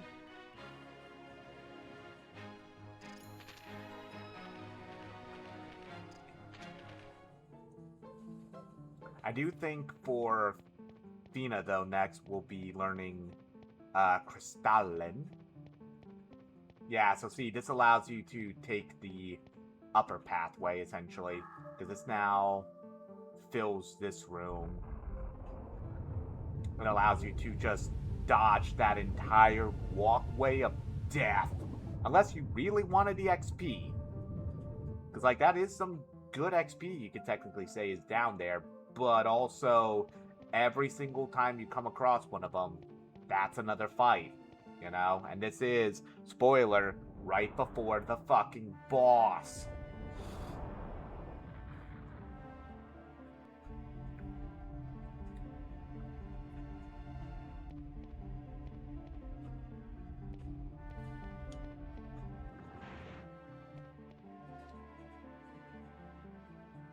Alright. So since we are right before the boss, I am going to quickly heal up. Then I'm going to go use the restroom. I will be right back.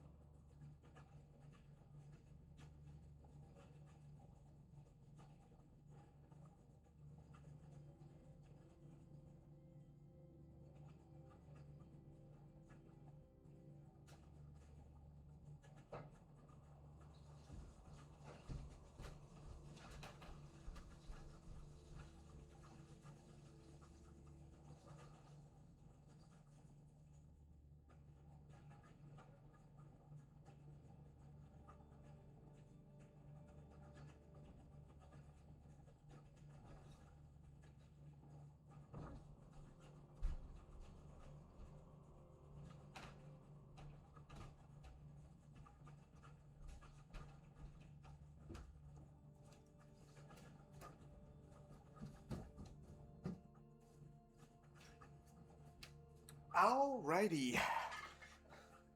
Now, surely, the water dungeon can't get any worse, right? Surely it can't. Surely just the annoyance comes from, being underwater, the sluggish water walking, so on and so forth. Right? Right? Well, oh boy. Do I have some bad news for y'all. This dungeon decides to essentially twist a knife.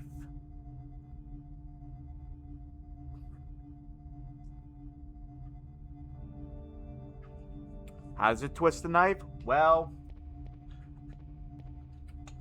meet probably the biggest dickhead fucking boss of this entire goddamn game.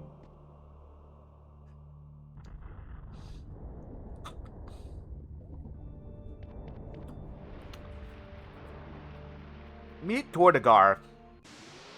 I still remember his name exactly, too. This jackass isn't necessarily hard. He is fucking annoying. How, you may ask?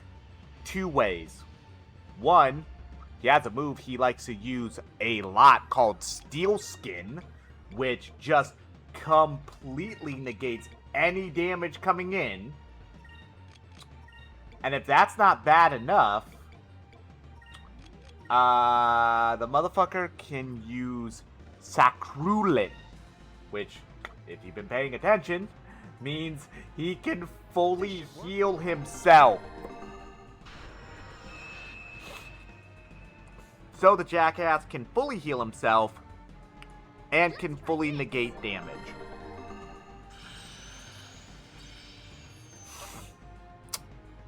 Right.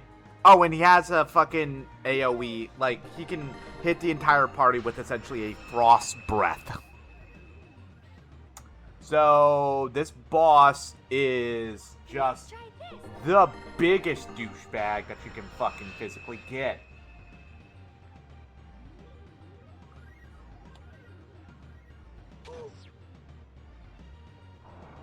Oh, and his regular attack, Stone. That's cute. That's just wonderful. Yep, there's Steel Skin. So, guess what? The attack I was gonna do with Vice, nothing. Nothing's gonna happen now. Let's try this. And there's no way of stopping it, by the way. The only way you can really stop it is by using Prophecy beforehand. Because Prophecy takes precedence over everything. But once again, it can fully heal itself at any time.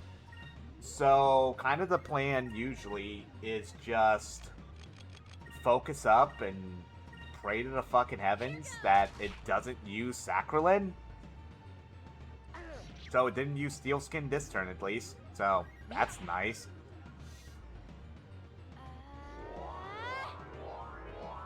But this is probably the fight I have used. Hey, look, it's Sacralin. Fully heals itself. The boss of the dungeon. Fully heals itself.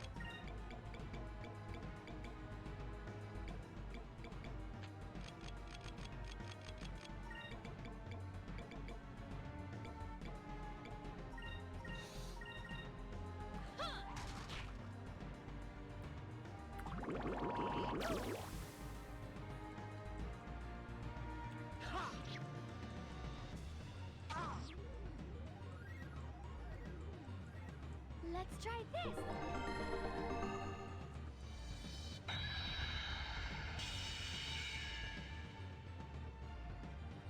And as you can see, because of how much damage I'm doing, yeah, I'm not doing the most amount of damage, so yeah, the thing's tanky as fuck too. Oh yeah, and that Ice Storm hits like a motherfucker. Lovely. But now we're gonna use Prophecy. Because I am absolutely dropping the moon on this fucking tortoise.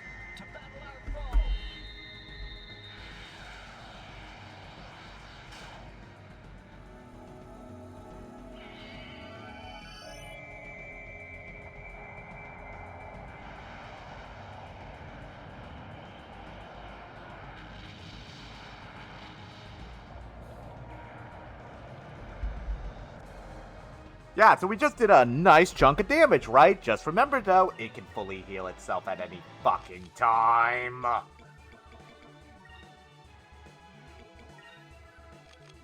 I do have the Moondust Ring, right? Yeah, okay. See, this is one of the times where I'm just gonna start fucking using magic and praying. Like, this is where I start using magic more, actively.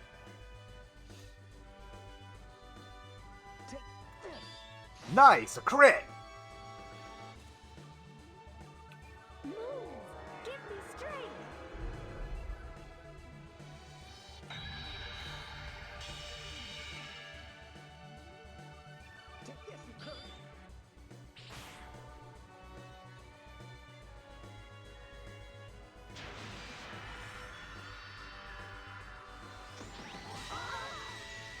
Ow!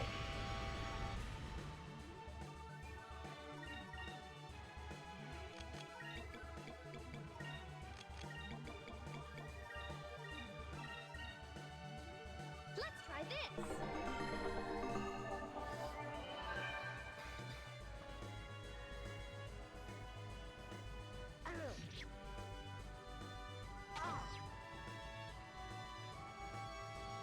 Move!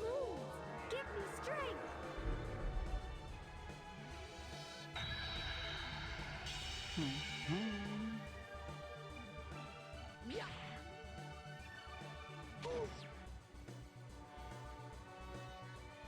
Oh, I saw that it was casting, and I was like, if this thing casts Sakrulin, you are going to hear me walk away from my computer.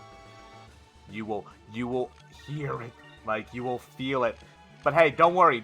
Instead of him casting Sakrulin right then and there, you know what's gonna happen? He's gonna steel skin all of this damage.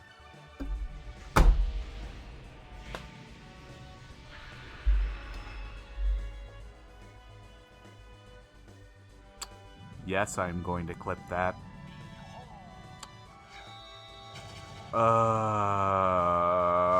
All I feel right now is misery and pain.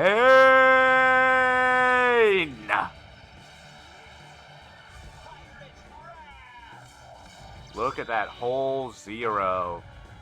That probably would have been the death blow. Let's try this!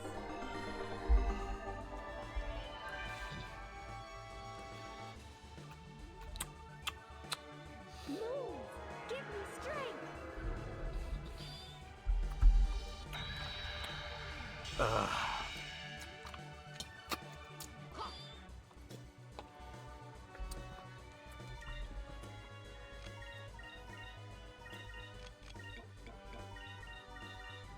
Here goes!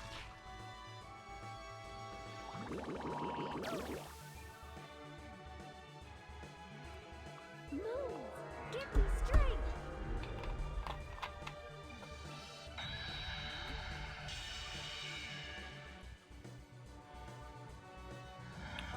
If this Cutlass Fury doesn't kill him, and he casts Sakrulin, I'm only going to be slightly upset. But thankfully, he died. He didn't do the meme where fucking he would cast Sakrulin when he's at like 500 HP. Thank fucking God. Otherwise, I would have needed to take a walk maybe down the street. Not necessarily into traffic, but God, it would sound comfortable at that moment.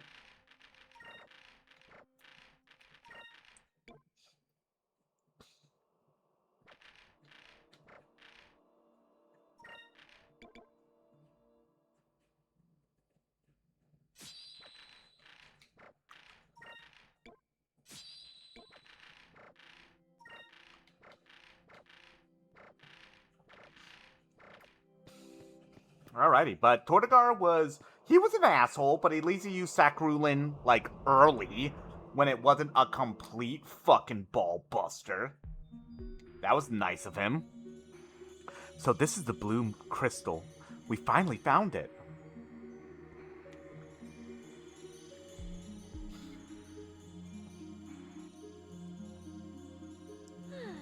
It's so beautiful. Vice, that's another crystal. You know what that means. It's time to celebrate. Yes. Actually, let's include Fina on this one. What? But I don't know what to do. Aw, don't worry about it. Just give it a try. Aw. And see, that's adorable. See, I love how this game genuinely, you feel like it's just truly like a friendship thing. It's not like any kind of ham-fisted romance between the three of them. And there's no like tension between who you should pick and whatnot. Because they easily could have done that, you know, but it is very much a...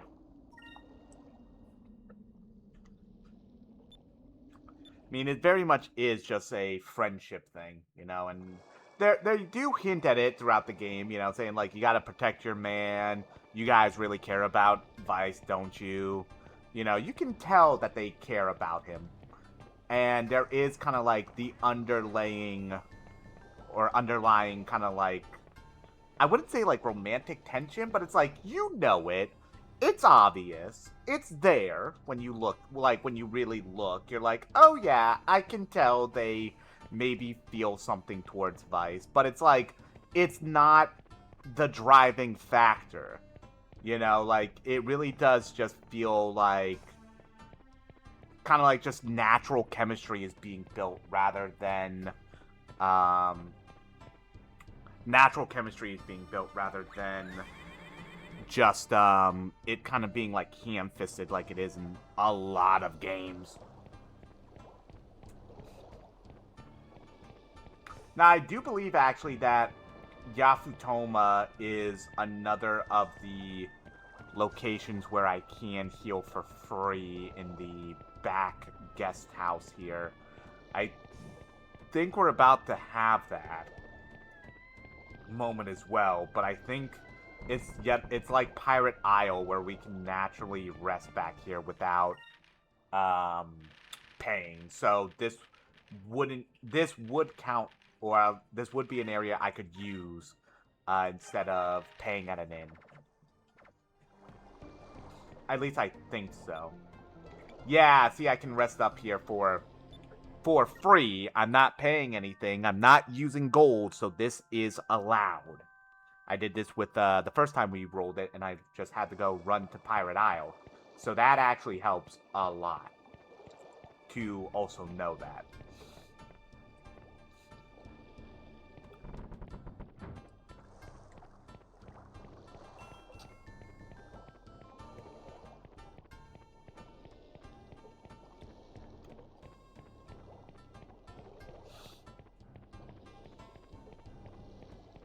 Alright, but let's go bring back the blue crystal / mega sphere. You have done exceptionally well. No one in Yafutoma has seen the Magasphere since the days of the old world. You are the first to make it back alive from the depths of Mount Kazai. How can I repay you for risking your lives to recover it? Well, as we mentioned earlier, we were wondering if it would be alright if we borrowed it. But it is a symbol of royal succession. I would like to keep it in my possession at least while you remain in Yafutoma. Sure. Symbol of royal succession, huh? That makes sense why they want to keep it. Moegi, you're Lord Mikado's daughter, right? Does that mean you are, or you the six, or, yeah! Let's take that from the top. 3, 2, 1. Moegi, you're Lord Mikado's daughter, right? So does that make you the successor to the throne?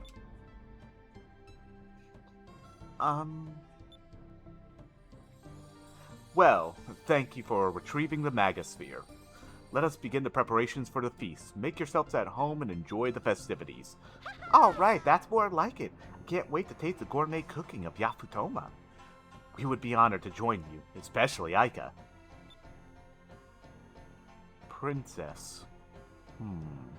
Okay. See, though, that's obvious. That's obvious. You hand the blue moon crystal over to Lord Mikado.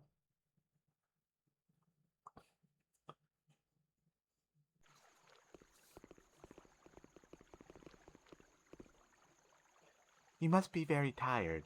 You are welcome to stay in the royal guest house tonight. Thank you so much for escorting us. That was some of the best food I've ever had. And for some reason, I pictured those eating sticks to be much bigger. Took me a while to get used to them, though. I am very happy that you enjoyed yourselves. So the Westerners do have a sense of taste after all. I came here personally to thank you for retrieving the Magasphere. I will be sure to take care of it when it is passed on to me as soon as Moegi and I are married. I will never marry you. Uh-oh. And as long as Daigo is alive, you'll never be king. Have you forgotten that Prince Daigo has been exiled for treason? Yeah, so actually, all of the story here in Yafutoma happens after we get the crystal. It's kind of cool. I find it very unlikely that a traitor would ever become king. Moegi? Okay, that's it. Huh? Enrique? I don't know your motives, but this is not how a nobleman treats a lady. If you insist on insulting her, then you will have to deal with me. You think you could just push me around just because you got the Magasphere back? I'm going to tell my father on you! Fucking wormy ass little bastard. Prince Enrique, I'm terribly sorry. I'm sorry that you felt like you had to defend me like that.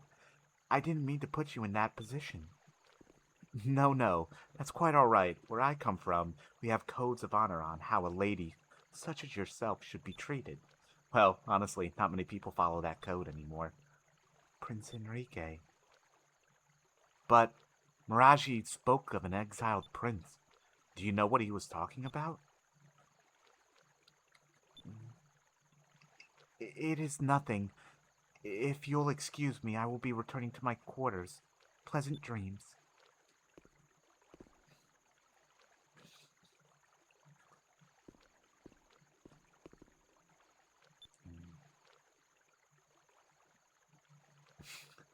And then Aika's like, hey, look at him. Like, you could, it's like, just look at him. You can tell he's fucking head over heels for her. And Vice just like, yep. Vita's back there just wondering, like, just not a care in the world. Those Westerners, they'll pay for speaking to me like that. Well, what do we, or, well, what have we here? Who are you? Oh, Jesus Christ, here we go. Shh, I heard everything. My name is Beleza, and it appears we have a common enemy. Uh-oh. That means fucking Valawa's over here now, ain't they? Yeah, damn it.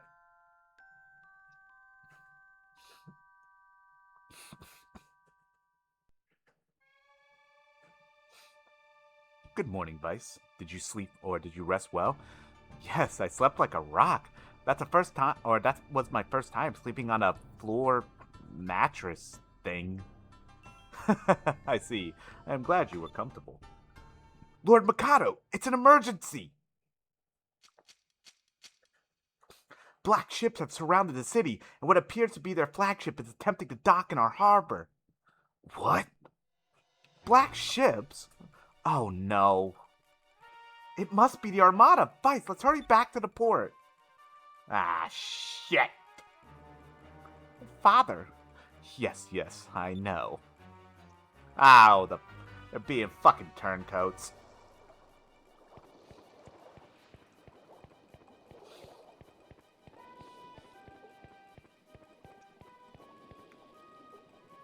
It is also very convenient that, they decide to enact a plan of treachery like this.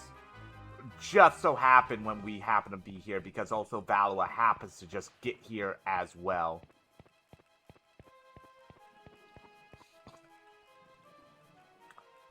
I don't remember how to get to that one. Actually, no, I think I do. Because I know there's something on top of that. I think I need to take the bath.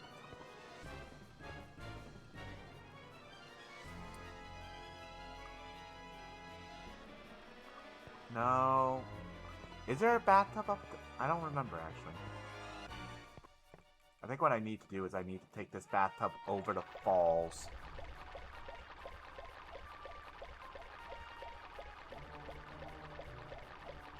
And then I think I take it, like, again, essentially.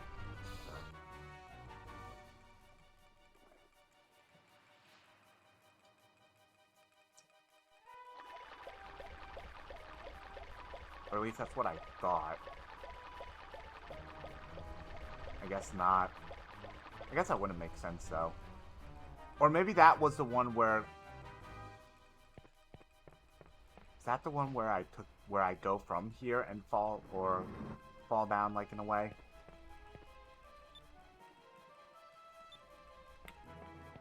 Because I think this is essentially like a residential area, and I think there is something hidden around here.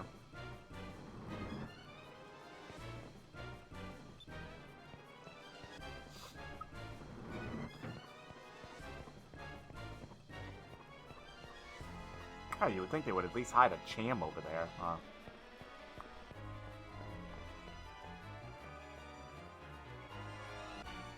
No, this was just the house I was in. I'm not paying any attention. Oof.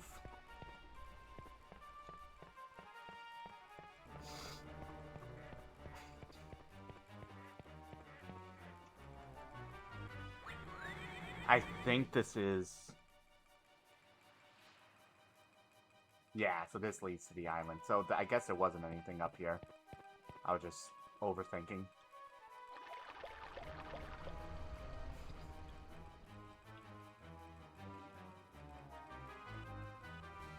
But it's better to make sure.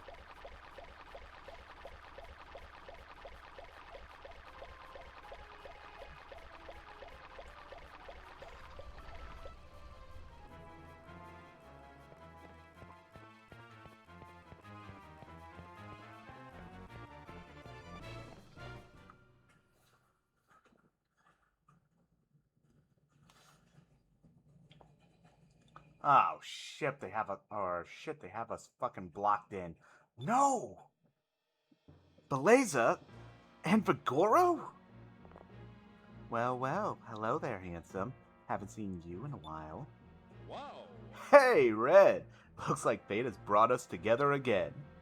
Oh no, what's he doing here? It's so cute how she pretends that she doesn't want me. Come aboard my ship. Maybe the two of us can rock the boat. Vigoro, please. We're in the presence of Prince Enrique. Prince Enrique, I trust you are in good health. If you are wondering how we got here, we blasted a hole in the stone reef near Ixutaka and traveled west. Our goal is the same, my prince. We also seek the blue crystal. What? Beleza, do you plan to burn down Yafutoma as well? Relax, handsome. As I told you before, I am against unnecessary destruction. We have no intention of fighting with you. We were merely planning to dock and speak with the king of these lands. You are wasting your time. King Mikado is an honorable man. There is no way he would strike a deal with the Valorant Armada. We'll see about that. Everyone has their limits, their codes, their morals, but everyone also has a weakness. If you find that weakness and exploit it, those limits, codes, and morals seem to fade away. I'd love to chat longer, but I have an appointment with the king. Stay out of our way.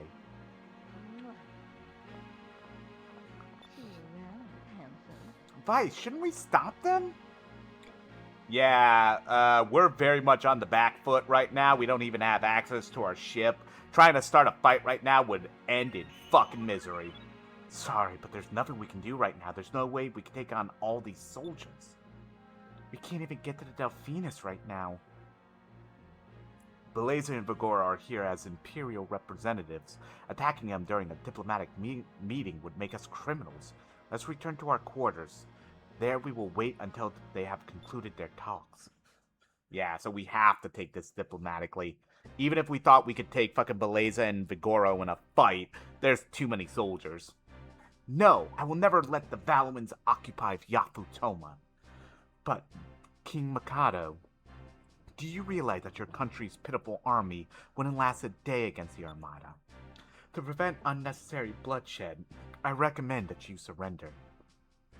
We will never surrender. We will never hand Yafutoma over to a band of bloodthirsty warlords like yourselves. We are protected by the Blue Moon. In the past, whenever our country was threatened, the Blue Winds came to our aid and saved our lands. If you attack us, the winds will blow you into the Dark Rift. Valua will never occupy Yafutoma. Do you hear me? Never! I'm sorry that you didn't see things our way. It appears that this meeting is at an end. Then, I will gain possession of Yafutoma by my own means.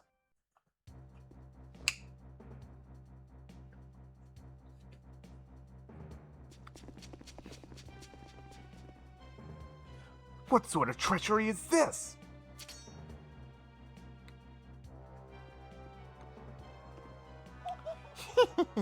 If you do not keep quiet, you'll be a head shorter. Miraji, you traitor! Beleza, in accordance with our meeting last night, this country will fall under the rule of the Valuan Empire. Kangen, what are you saying? King Mikado, as Lady Beleza has stated, we have no hope of winning a war against Valua.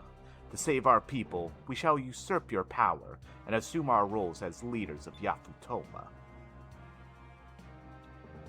Wow, Beleza, I'm glad we're on, take two. Wow, Beleza, I'm glad we're on the same side. Don't relax yet, big guy. Not while the kid is still around. Take King Mikado prisoner and find those air pirates.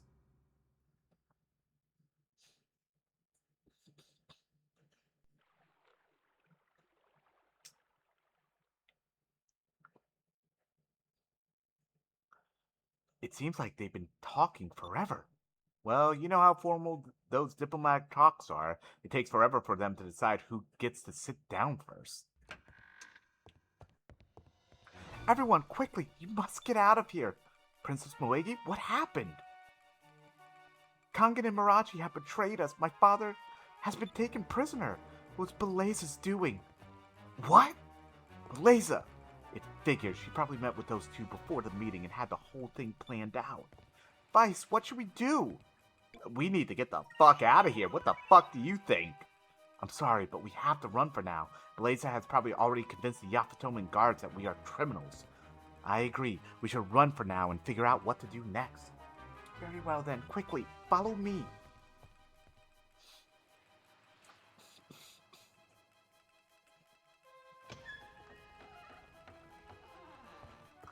We can escape from the palace this way. Hurry!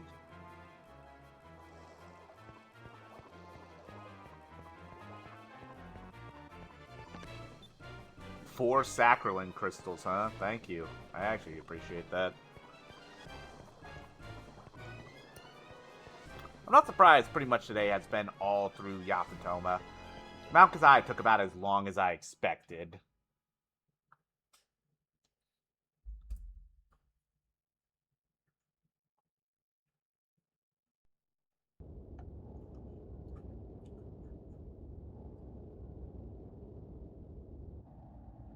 Wow, incredible! I can't believe how high we are. Yeah, the powers of the Blue Moon are amazing. Also, how are we not, like, say, gasping for air while we're so high up and just out in the open? You know, the air is thin as fuck up here, probably. We'll be safe here. It's great that we escaped from the guards, but what do we do now? There's an ancient temple on a small island to the north. My brother, Daigo, should be there. What? You have a brother? Yes? Yes. He is a true heir to the throne. A long time ago, my brother directly disobeyed my father's orders. He was exiled from Yafutoma and sentenced to live on the island. Marooning him on an island was kind of harsh, don't you think?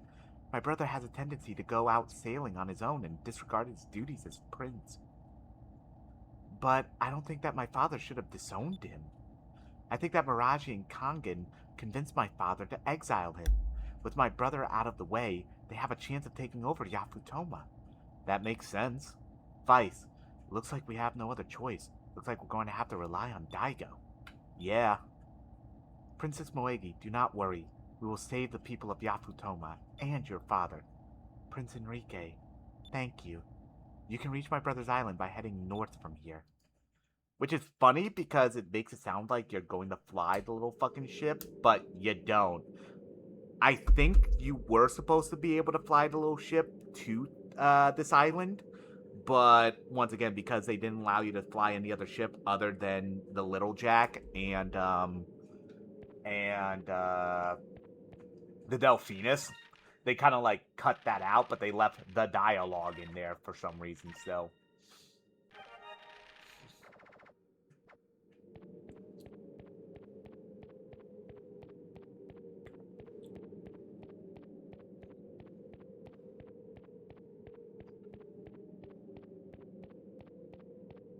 Kind of eerie up here, though. Oh, there's fucking battles?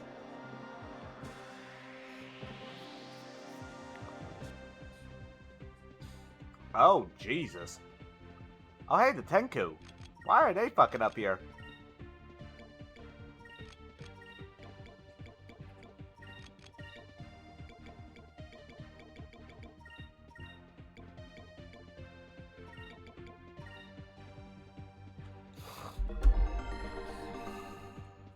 They're taking speed!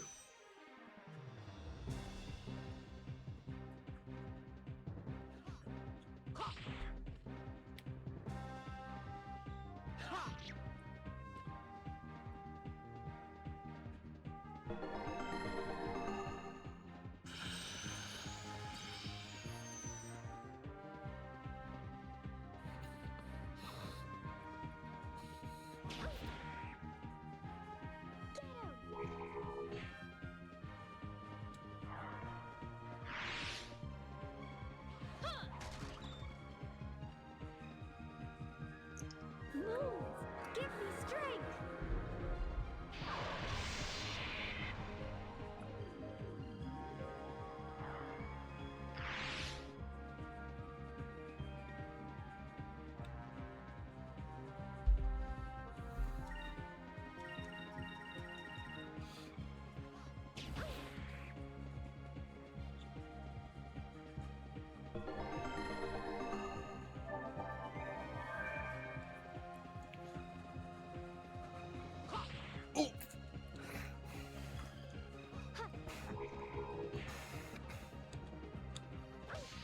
Ow, dickhead.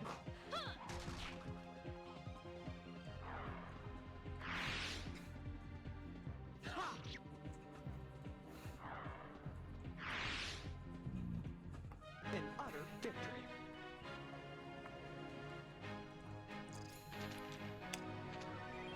Hey, a Sakura's crystal. That'll be nice.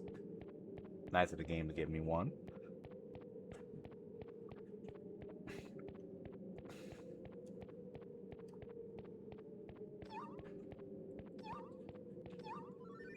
Hey, jam. Hell yeah.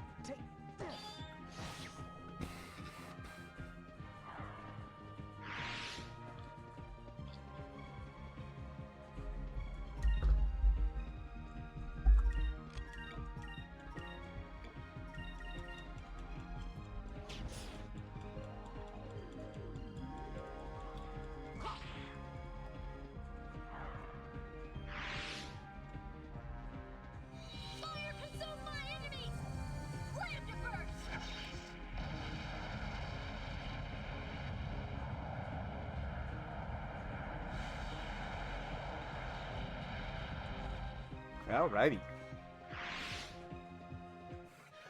That was easy. Bum, bum, bum, bum.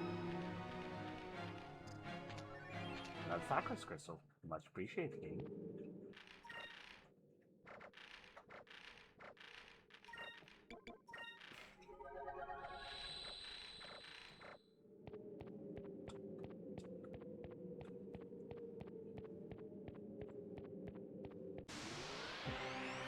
I don't remember if these fights are like they're staged is almost what I want to say.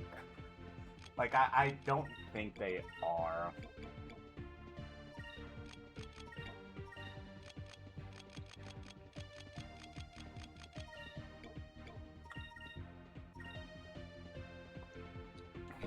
I don't know if like once we hit certain platforms the Tengu do like just appear.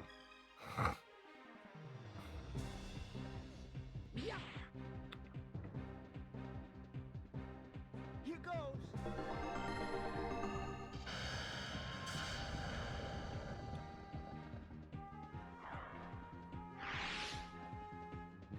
An utter victory.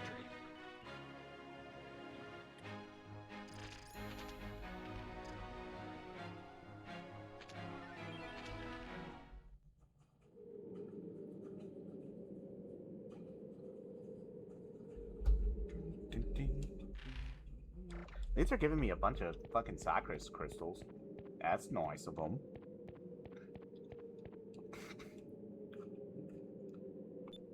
If it is a shrine.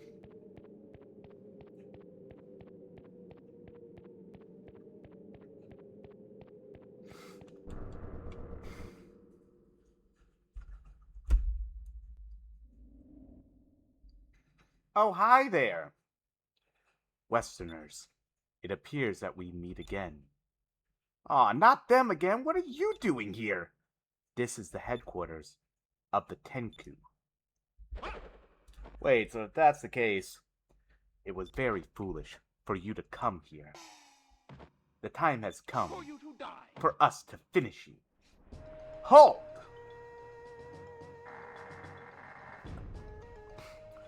Jiao, Mao, who's there?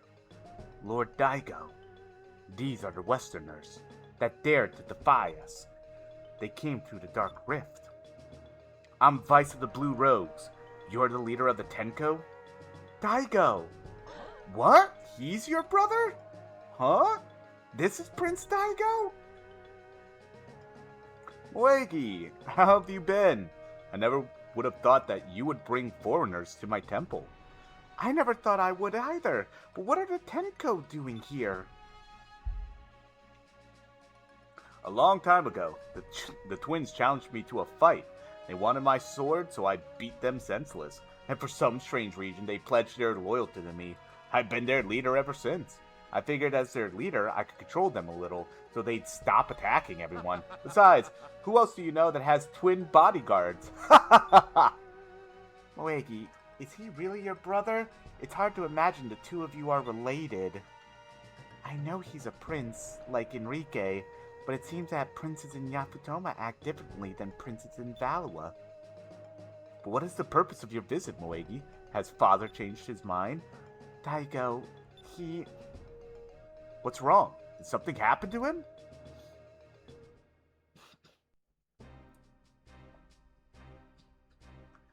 Kongan, that little runt. How could he backstab our father and hand the country over to the Valuans? Daigo, Moegi, I'm sorry.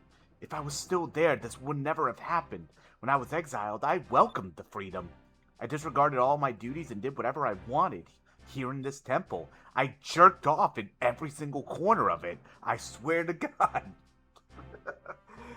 But now, my people need me. I must go back there and reclaim my title as Princess of Yafutoma. Vice, I can't thank you enough for saving my sister. Now I must get ready for battle. I will fight against Valua and give Yafutoma back to the people.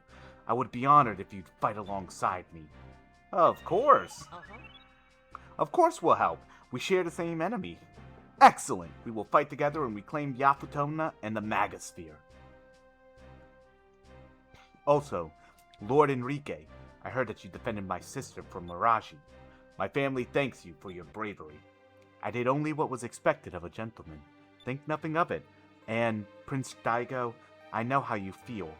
I, too, have been exiled from my lands. I wish to change the view of my country by changing the world around it. And that is why I wish to aid you, from one exiled prince to another. Also, that fleet you're about to face, the Armada, was sent here by my mother, Empress Theodora. As a valiant prince, it is my duty to stop them. This is not only your battle, it is mine as well. I understand. I will gladly accept your aid. Prince Enrique, you are a very noble man. Much more noble than I. If a man such as yourself were to be at my sister's side, I would sleep well at night. I am, Daigo. And from the looks of it, the two of you wouldn't mind either. Hey,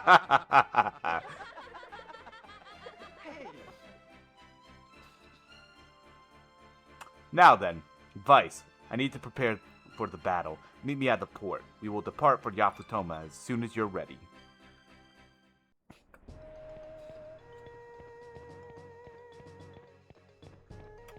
If I remember correctly, there is a moonfish up here in Tenku Island. If we don't get it now, it's a very long time before we're able to get it again. Come on. Come on, work with me. Oh, do I need to be actually up here? Do I need to do it like this? There we go.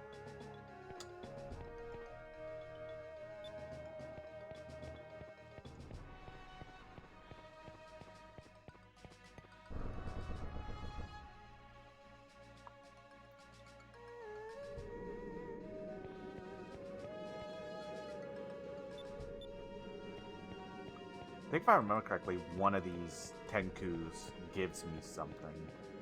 That's why I'm like just kind of talking with all of them.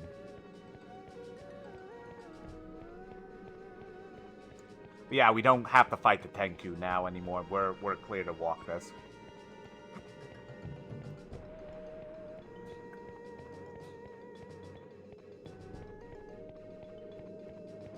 Oh look, a little moonbird.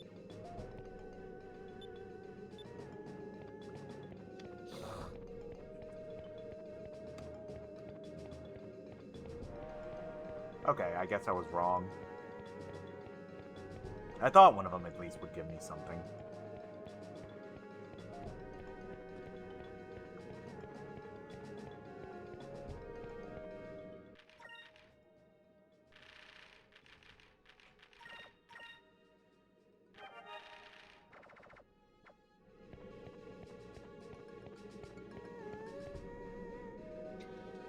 Alrighty, let's head on out.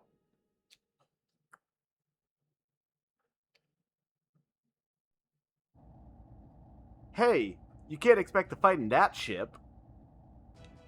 Come ride with me on my ship. All ships, prepare for battle. We must take back Yafutoma.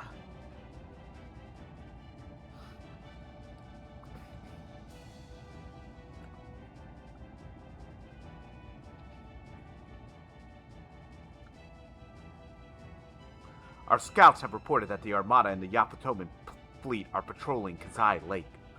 Vice, your ship is also patrolling with the Armada. Now it's personal. I understand your frustration. If we can get your ship back, we can win this battle.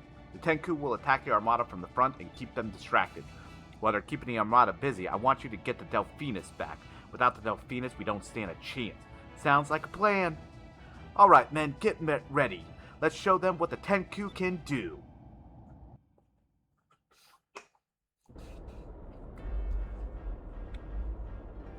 Yeah, so there's Beleza on the Lynx, and then we also, there's Delphinus, and then we get to see fucking Vigoro's ship. It looks like our pirate friends want some action. Things just got a little more interesting. I'm coming for you, Red. Soon you'll be all mine. The Westerner ship is nice, very nice. I think I'm going to enjoy this. But I never dreamed that I would be able to kill Prince Daigo so soon. Now Moegi will be mine for sure, as well as the throne.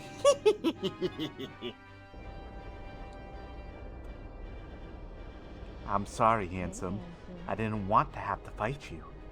But for Valua and Lord Galcian, I must. Tenku ships straight ahead. They're in range of our cannons. Alright, everyone, listen up. This is it. If we win this battle, we will rule the East. Let them feel the power of the Valuan Armada. Fire at will!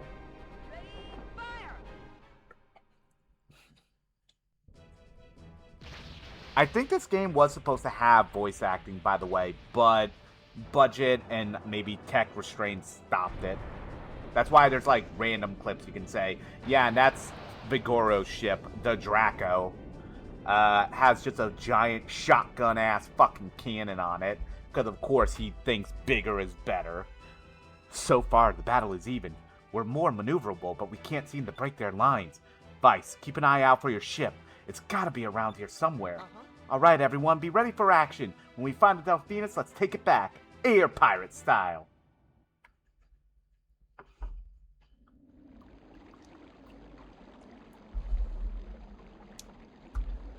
How fares the battle? My lord, the Tenku are swarming all around the Valuans, but the Armada is holding their position. We seem to be at a stalemate. I see.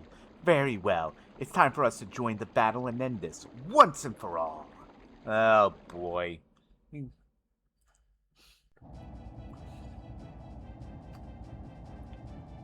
We can't break their lines and our ships are taking serious damage. I don't think we can take much more of this. I'm going to give the signal to retreat. Today, Valua has won. My lord, a ship fitting the description of Captain Vice's ship is heading our way. What? Are you sure? Yes, my lord. I'm positive it's the Delphinus. Daigo, if you can get us close to the Delphinus, we can take it back and win this thing. We're air pirates, remember? We do this stuff all the time. All you have to do is get us close. I see. Okay, Vice, you got it. Hell yeah. We're going to have to jump to the deck. Huh? It's okay. I got you, Fina. Fucking dashing ass rogue motherfucker. I'll be right behind you. And of course Enrique is off. That's just a few handful of broken teeth. I guess they were expecting us. Let's throw these goons off our ship. Fucking Enrique just like lifts his head up. You just see like his entire front of his mouth just busted. Fucking teeth missing or chipped. But don't worry, Aika thought it was hee funny.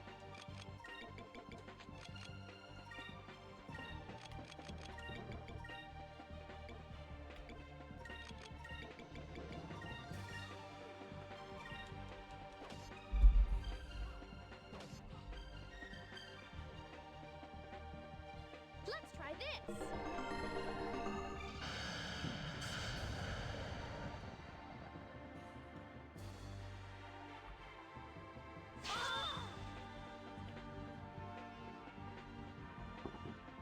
Take this, Kirk.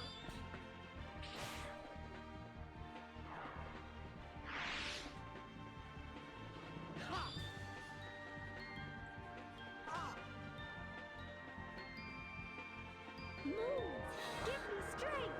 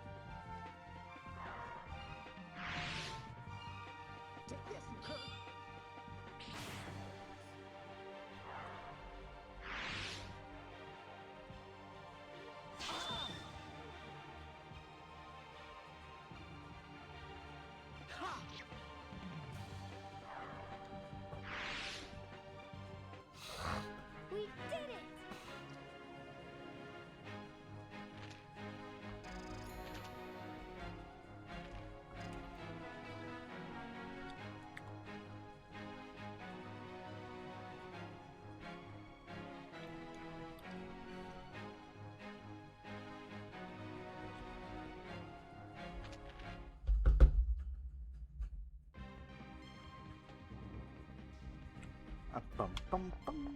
God damn. Look what they've done to our ship.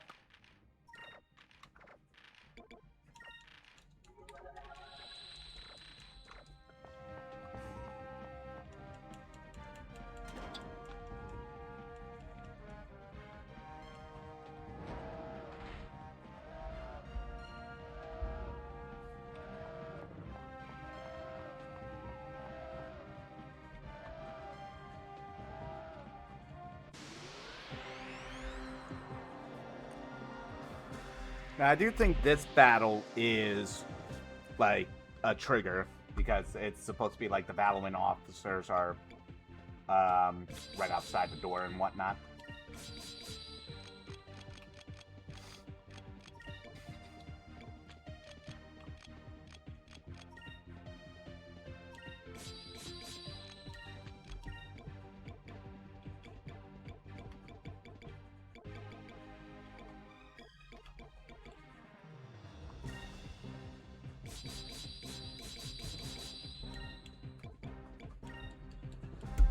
Prepare yourself.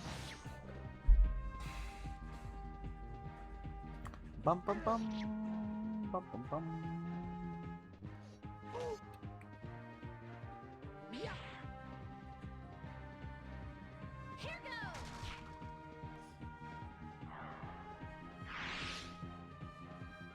Move.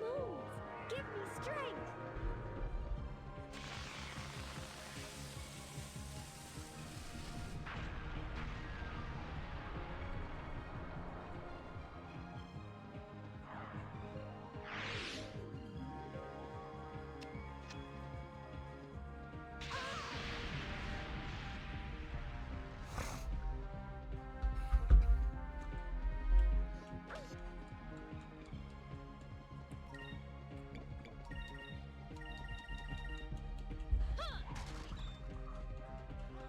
Bum, bum, bum, bum, bum, bum. Oh, what? God damn it.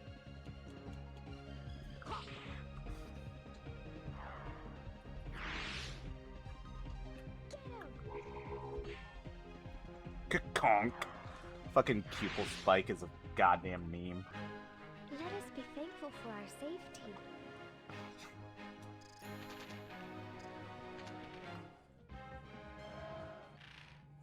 Alright, so since I'm pretty sure going through this door is the boss fight against fucking Miraji and Kangen, since this is the bridge, time to get our fucking ship back. Miraji, we'll be taking our ship, or we'll be taking back our ship now. Do you think I'm afraid of you? You aren't so tough. Why are you fools just standing there? Get them! You betrayed those that trust you and needlessly endangered the lives of innocent people, all for your own personal gain. For the honor of Princess Moegi and for the people of Yaputoma, I will strike you down. Face my blade, coward. Hell yeah. Oh, maybe it's not Kangen, it's just Miraji. Like Miraji and his soldiers.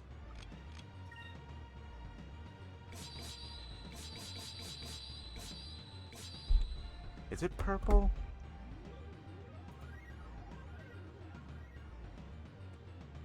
Either green or purple, right?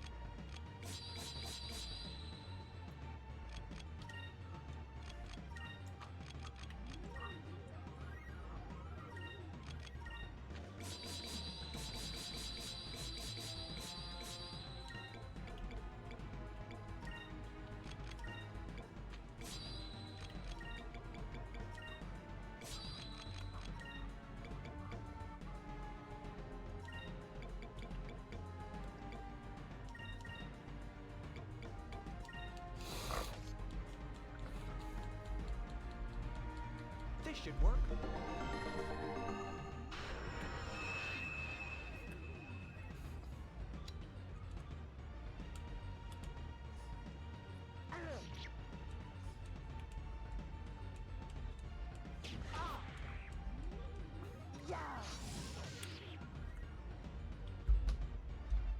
Move. Give me strength.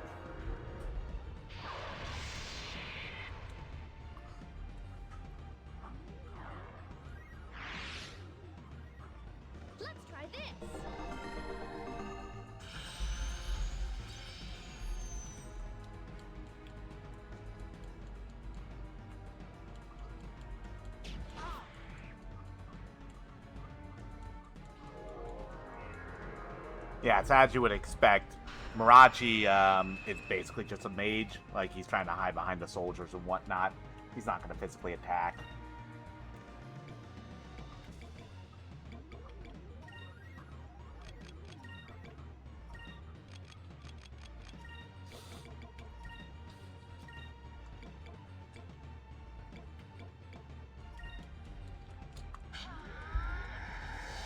Delta shield!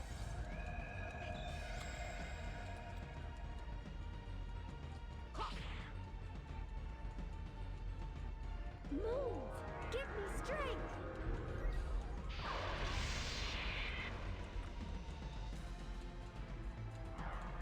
Oof, and he got poisoned. That's not good for the boy. Oh, what the fuck?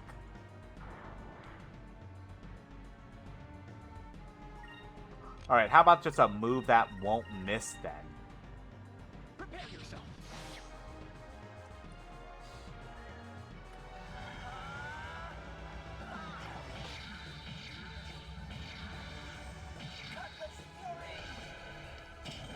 Oh! The big boy damage. An utter victory.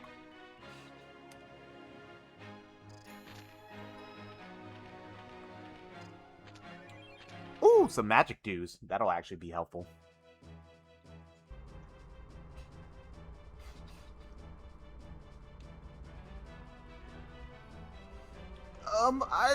No, help!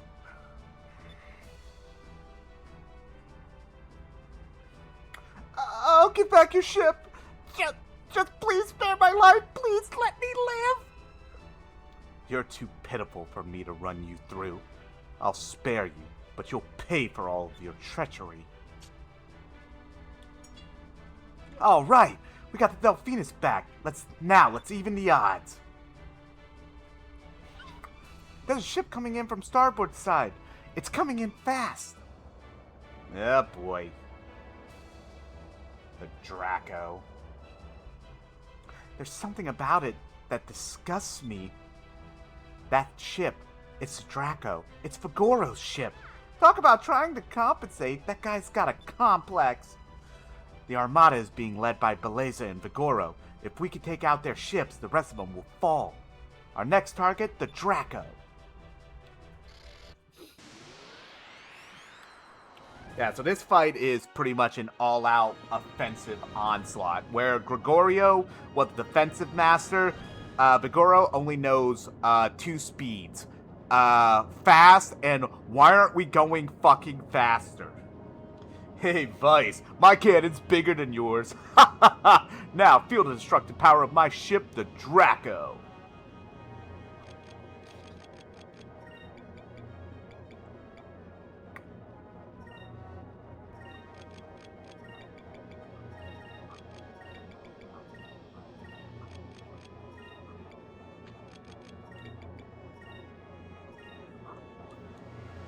Yeah, and about that destructive power, yeah, it's not happening. Pinta will fucking save us.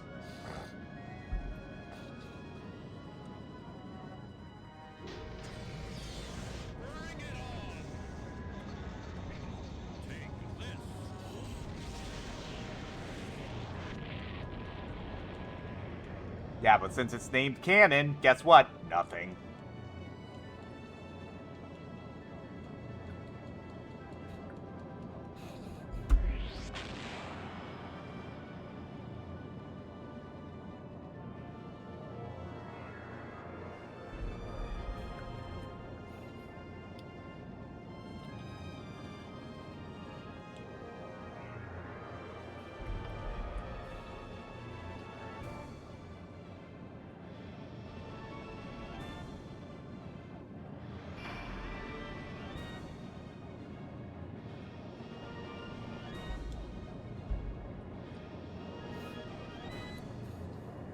Ha!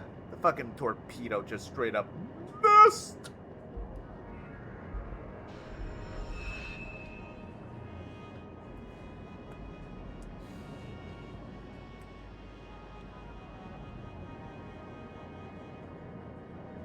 Now this is more like it. A face-to-face confrontation. This is how real men should fight.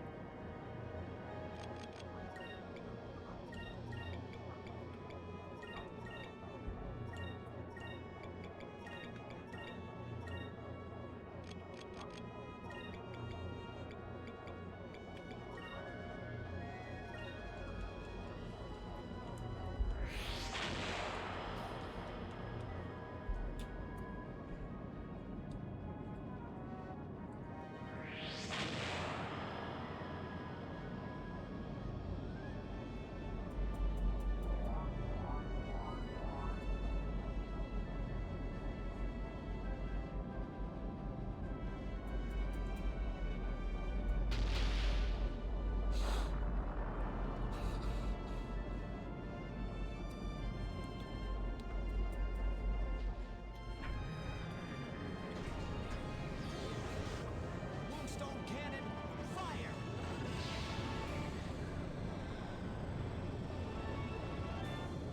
This should be a nice chunk of damage. Golly! Pretty much nearly took his ass out.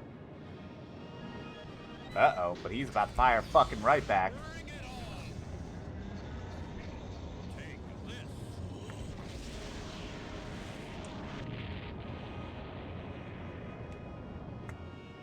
Oh! Ow! Now that one fucking hurt.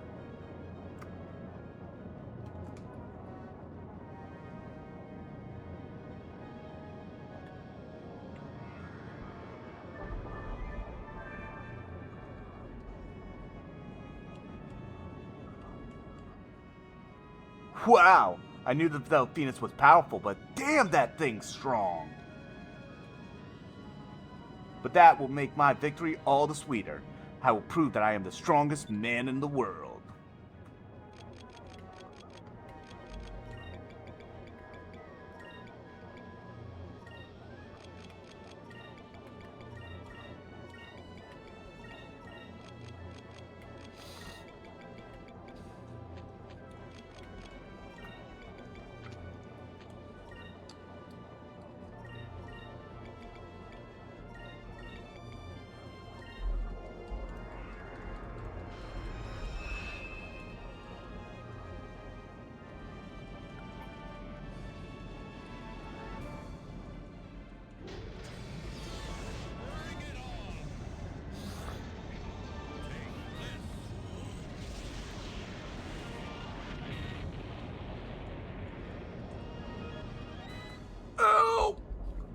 Thankfully, we have a way to fully heal our ship.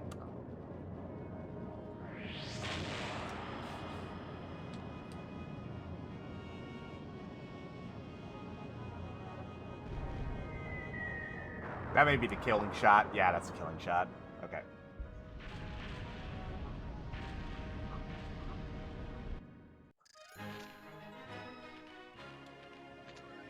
Another captain strike. Oh, yeah.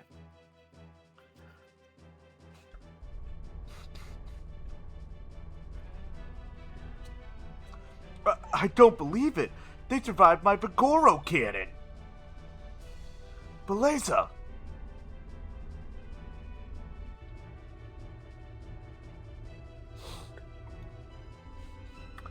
I wouldn't expect anything less from you, handsome. Not even Vigoro could stop you. As an admiral in the Valuan Armada, I shall defeat you. What? Uh-oh. That's not good. Oh, Jesus. What was that? Ha! Vice, look! Oh, Jesus Christ, not this shit again.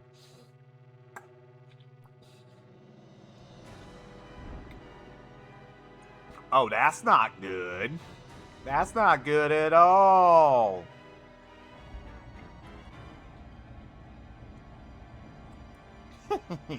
Soon I shall be rid of both the Westerners and the Tenku.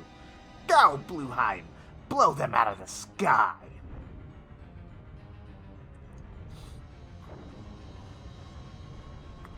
Jesus! Things like a fucking fighter jet.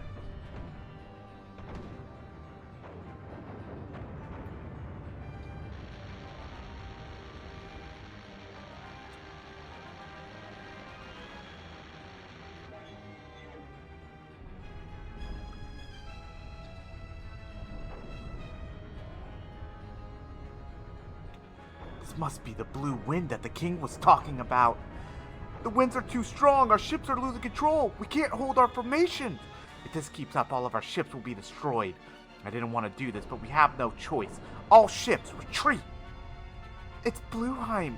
We might be able to take him on with the Delphinus. I really hope so. It doesn't look like we have much of a choice. All right, everyone, let's go. It's up to us. So this is probably our first real Gigas fight. There is no fucking fanciness or way to kind of cheap shot around it. It's genuinely a fight against Blueheim.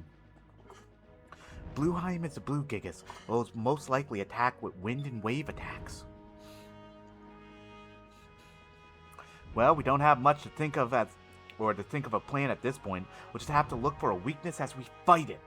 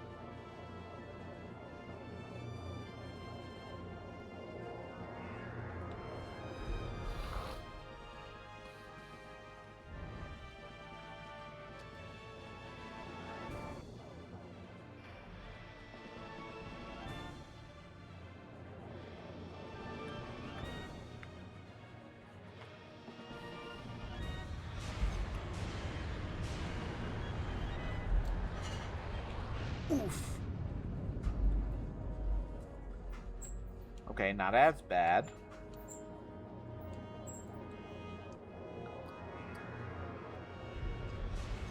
Yeah, we're just gearing up, essentially. Now, Pinta's protection will not protect against the Gigas because it's magic-based instead of cannon-based.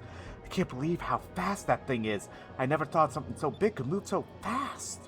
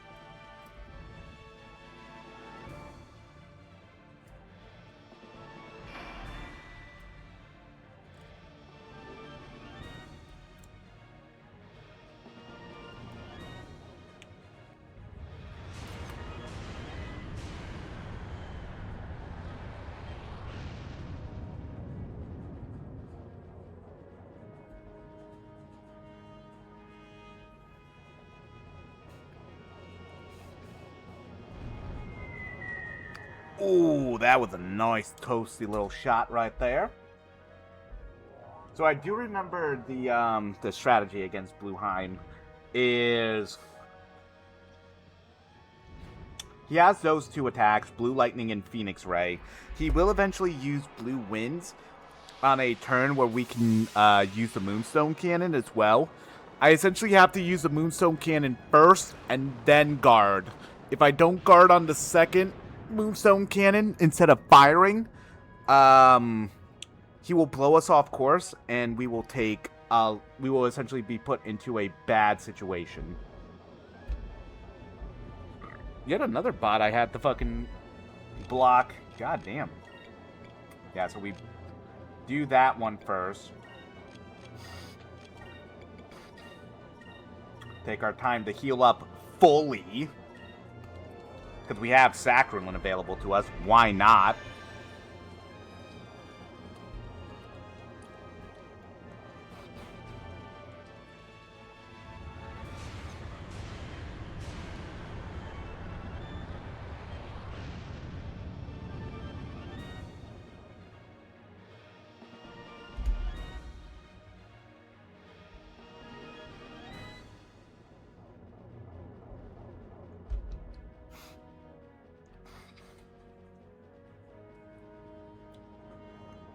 Yeah, take a little bit of a chip shot there.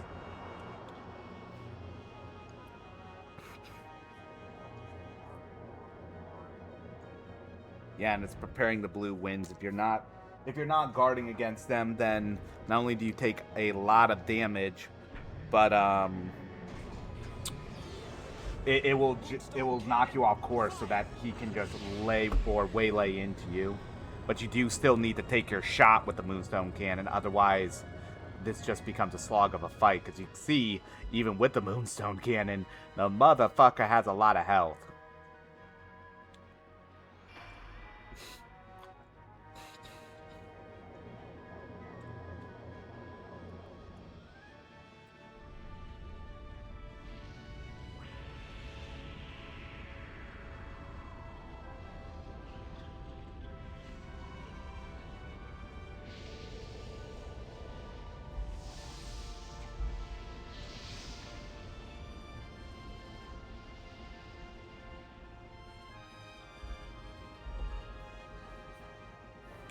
All right, we got thrown back a little bit, but we're still in attack position.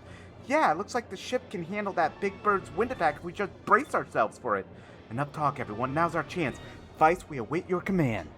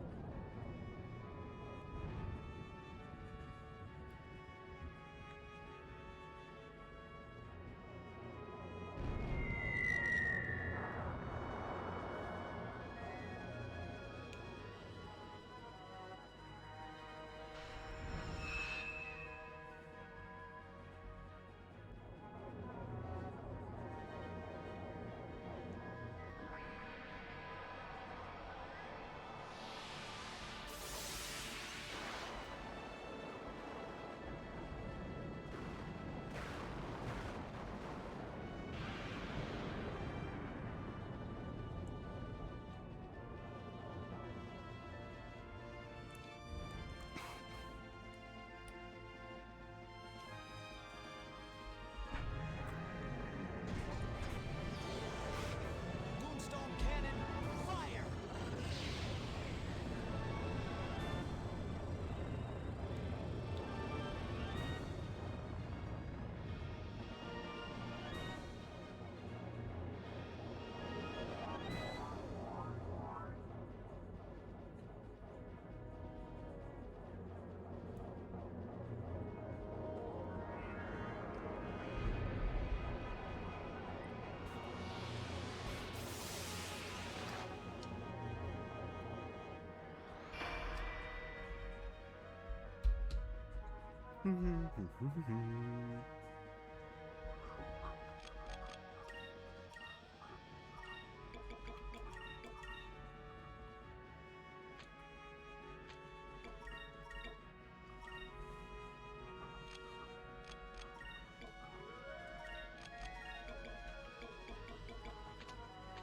I don't mind using a complete kit here, just to essentially make sure we don't die.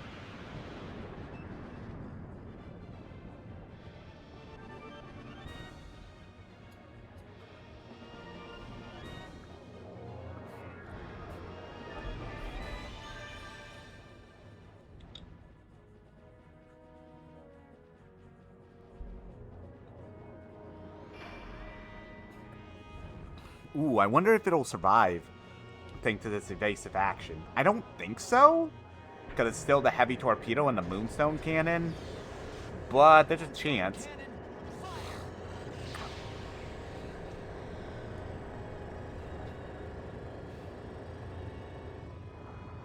Ooh, yeah, that defense actually saved its ass.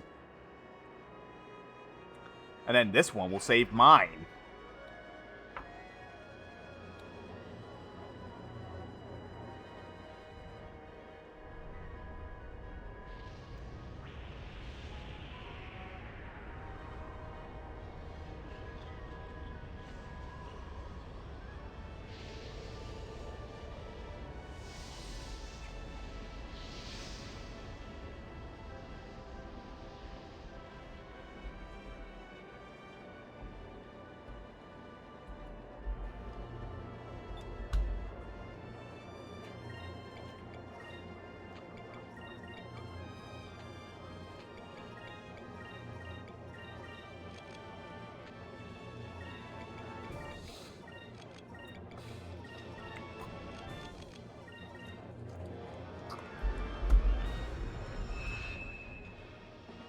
This should be death unless I miss.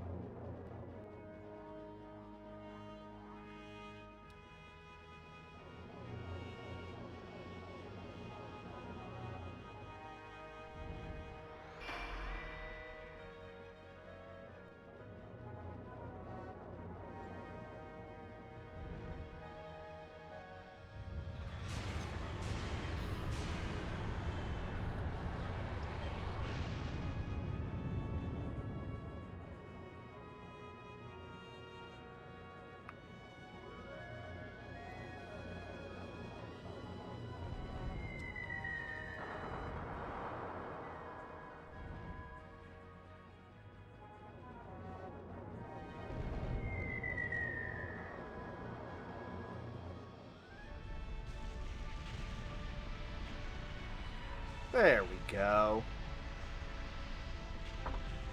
Shot the big old chicken out of the sky. Now we can say we actually killed a fucking Gigas, or beat one. I don't know if we technically killed it. No. Boosh. Just fucking skips off the goddamn mountain. I can't believe it. The air pirates defeated Blueheim. I need to get out of here. Ah, shit. Huh?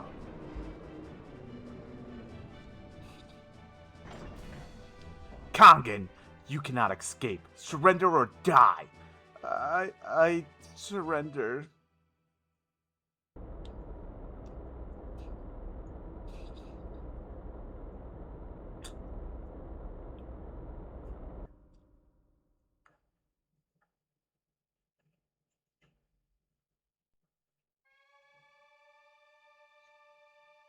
Brave adventurers from the west, I thank you for saving Yafutoma. But it was my country that caused all of this. I am terribly sorry for all the trouble caused by the Valuans. I don't know how I can make it up to you. Prince Enrique, please raise your head. Daigo has explained everything to me. You feel responsible because you are a Valuan prince, but it is not your fault. Thank you for understanding. But we have only won the battle. As we speak, the Armada is regrouping. Until Valua sets itself back on the path of righteousness, I will continue to fight them. I see. Very well then. I will pray for your well-being. And perhaps the Magasphere will aid you in your fight. Take it with you. Really? Are you sure it's okay? Didn't you say it's necessary for appointing a successor to the throne? It doesn't matter. Even without a symbol, I have such an accomplished successor already. I've also decided to return to my father and accept the responsibilities of defending my people. That's great. Hey, what happened to Kangen and Mirachi? They were exiled to Tenku Island. We figured that they'd spend some time in exile, they'd realize what they've done and maybe become better people. Or kill each other. I like that plan. It serves them right. That reminds me, I noticed that your ship isn't capable of going to great heights or depths. Here, take this with you. This is from my people. It contains all the knowledge necessary to enable your ship to fly higher or lower than you've ever imagined. Wow, thank you. I'll make sure we put this to good use.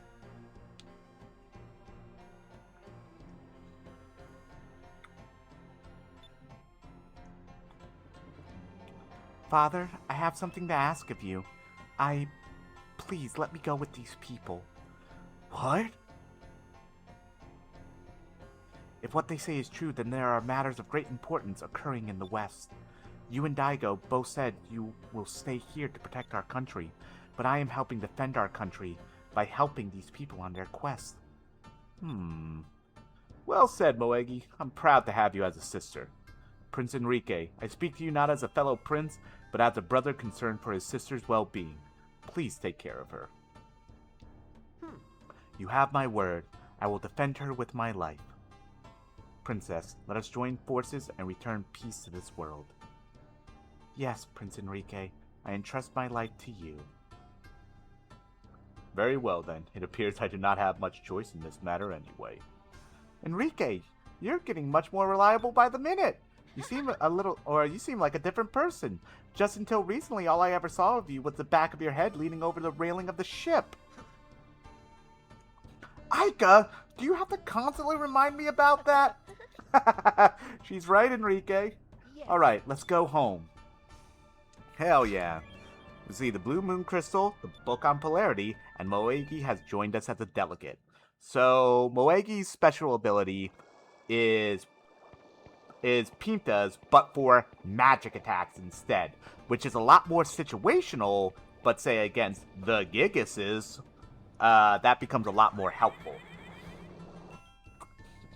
So she will make us immune to magic attacks for an entire turn. But yeah, so we pretty much did all of Yafutoma today. Pretty nice. Now, I do believe I cannot get the third crew member that's here in the Yafutoman lands because I believe I need to be able to sail above the clouds. Which, by the way, fun fact about that I want to mention. Sailing above or below the clouds completely negates random encounters. So once you get the Book of Polarity installed and are able to sail above or below the clouds, the black and white map kind of become worthless. Or, not worthless, pointless. But you still want to fight random encounters, though, because, well, you need the XP still. But it's a way that will help us be able to cut through, like, a lot of the headaches of cutting across the map.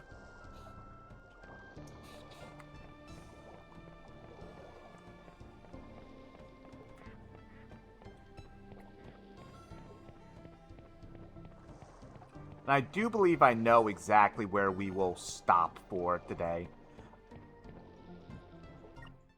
And we will pick up tomorrow evening.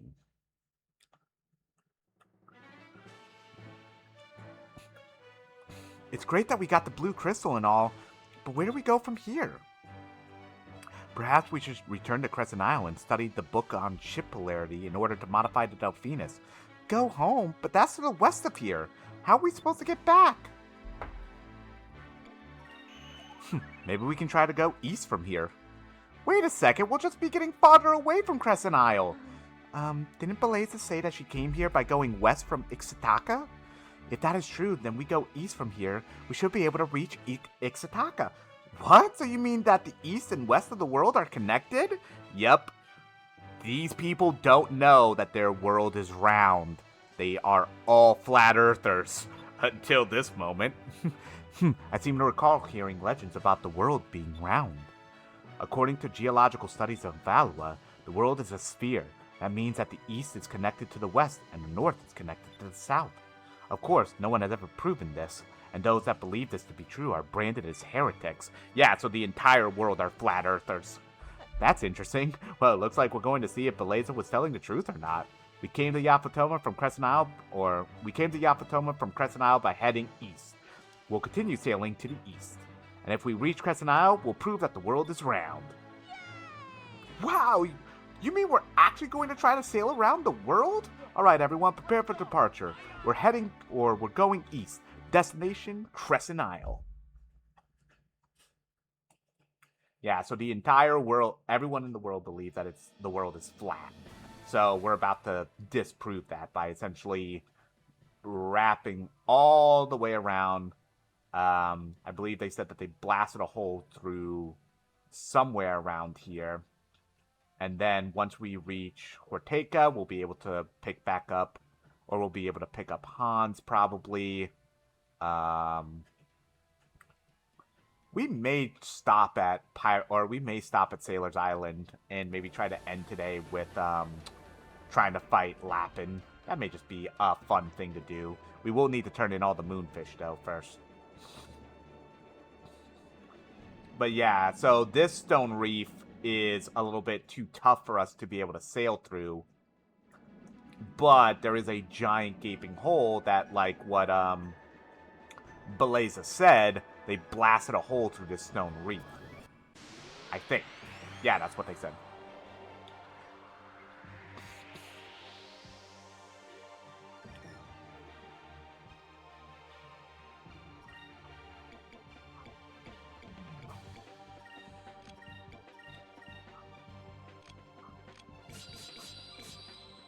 Might as well start learning some yellow magic too.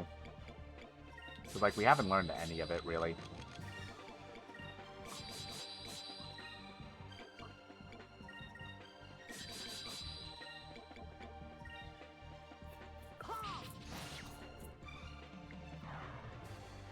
Yeah, we'll probably stop at Sailor's Island. And we will call it for the day. And that way, tomorrow we can maybe try to take a crack at Lapin.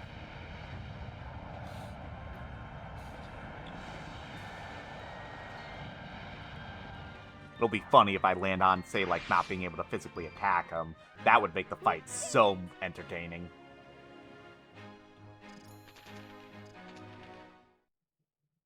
Yeah, I don't think I can fly right through this rift. There's a giant gaping hole in it that I have to go through instead. Yeah, there it is. So then we'll hit Horteca, pick up Hans. If we can. I'm pretty sure we can.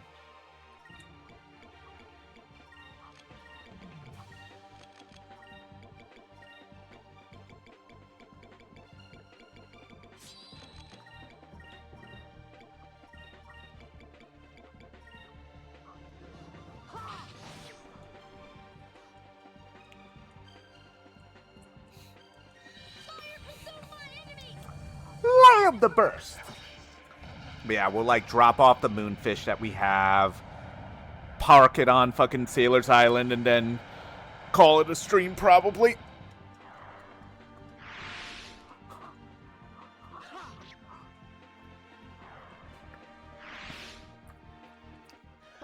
That was easy.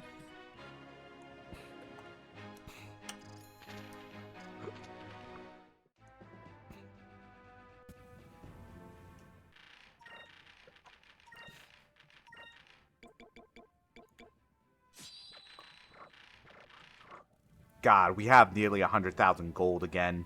Hopefully tomorrow when we land on Crescent Isle, our base will be built, by the way. Hopefully by then, I'll be able to spend this gold, because if so, we're going to be so fucking kitted out.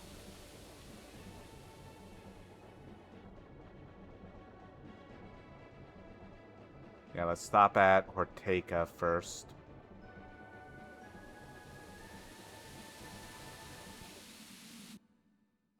Let's go try to pick up Hans as our engineer.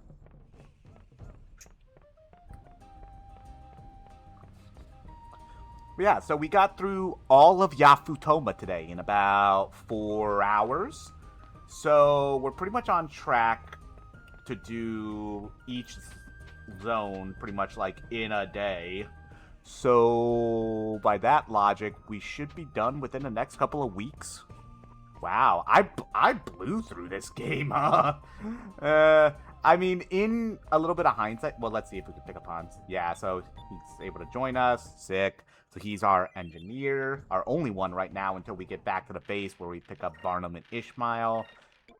What he does is he will increase, having him actively in our crew increases our magic defense, where Ishmael, having him active increases the power of the Moonstone Cannon. So one is kind of unfortunately clearly better than the other. Where having magic defense is good, just having the Moonstone Cannon be the destructive force it is, you know, that's kind of just better. Unless I land on S moves on the Wheel of Piracy, and then I just, you know, lose my fucking ability to use it, and then, you know, the magic defense kind of comes into good hands. Yeah, so we're just gonna keep sailing east. I'm just trying to think. Can't do that.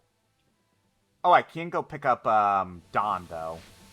Why don't we go pick up Dawn, and then we'll go pick up Dawn, and then we will sail over to Pirate Isle.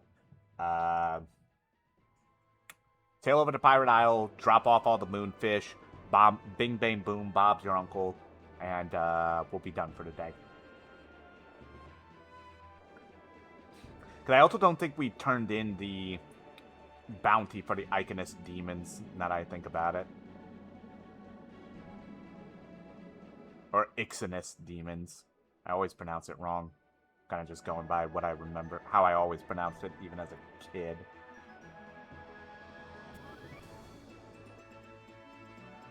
God damn it, I'm caught up on the rocks.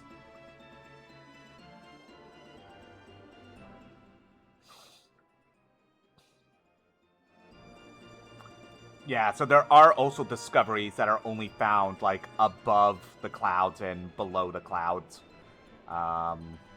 You kind of were seeing one, especially near Nasrad. There was one that was kind of like a satellite that was clearly above the clouds that we couldn't reach. That's kind of like one of the first ones you truly see that kind of signifies, hey, we'll eventually be able to go up there. Yeah, so let's pick up Dawn while we're over here. Yeah, so we pretty much wrapped back around the world. Like, we've already kind of proven that the world is round. From here, actually, if we were to go, like, southeast, we would hit, Looper Island, which is a infamous, grinding spot where it's literally nothing but loopers that will be, found nearby. I think there's even a discovery that essentially proves that it's Looper Island, because it's like, I think the discovery is almost like it's kind of like on the side of a landmass, and it's just like loopers, kind of like, it looks almost like a beehive in a way, but it's loopers. Yeah, to get Don, you just have to come back here, talk to him. Vice, it's you! You actually made it through the Dark Rift? Yup, and I saw everything that was beyond it, too. You really know how to rub it in, don't you? You know how much I wanted to see, or you know how much I wanted to see what was on the other side? Don, it's still not too late. Why don't you come with us? We can sail together. Well, there isn't much I can do other than sail, and I sure haven't done that in a while either. But if it's a sailor you want, it's a sailor you'll get. Let's go, Captain. So Don now becomes our helmsman, where Lawrence increases your quick. I believe Don increases your dodge. Yeah, he increases your dodge percent, which, you know, having 45% dodge over just a little bit more quick when you can add on to your quick through stuff like the timing valve and shit, you know, have accessories that can add to quick, having the bonus dodge makes it a lot better, especially later on. That dodge can end up saving our asses. Alright, so what we'll probably do is we will fly back over to Sailor's Island, drop off the Moonfish, see if there's any more information that Doc gives us about Ramirez and his fall from grace. And once we dock and save, we'll call it a day. Like I said earlier at the beginning of the stream, the next plan after Skies of Arcadia is actually doing the Pokemon Stadium 2 rental randomizer. After that will be Pokemon Heart Gold Nuzlocke, which will be, oh, that's going to feel weird going back to that. So for those of you who don't know, last year I did my first ever Nuzlocke as punishment for losing what I called the 5-pack challenge, which was setting up like 5 different gaming challenges for myself. I went 1 in 4. The only one I did was I beat Snowboard Kids 2 in or under the how long to beat time. I nearly went at least 2 and 3, but I lost on coins in a game of Mario Party 3 against the computers where I gave the computers a 1-star handicap over me. And then like I failed the bounce. Like the last one I did was failing the bouncer. Right. But, so that means last year I did my first ever Pokemon Nuzlocke. I did Fire Red. And I did attempt to do Heart Gold shortly after it. But I died a couple of times. Whitney was being Whitney, especially. But the run that I got the furthest in, I actually got to Claire. And then it all just fucking fell apart so horribly. Like, it was pretty much unrecoverable. I had Pokemon in the bank, but, like, it was gonna take way too long to fucking get them to any kind of fighting fit. So, I pretty much called it. Which I feel like was the right move, too, because, like, I would have had to spend so much time.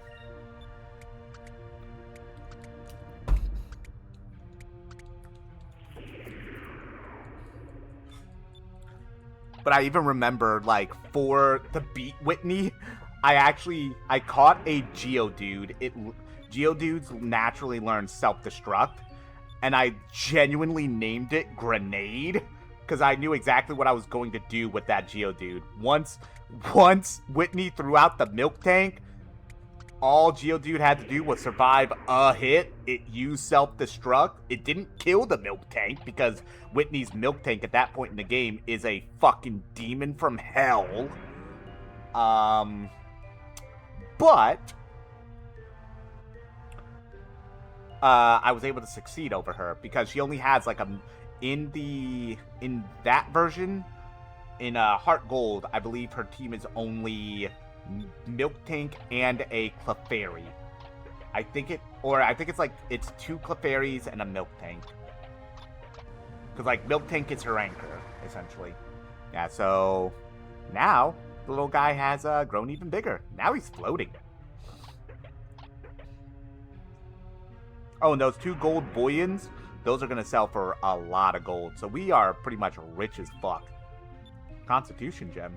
Hell yeah.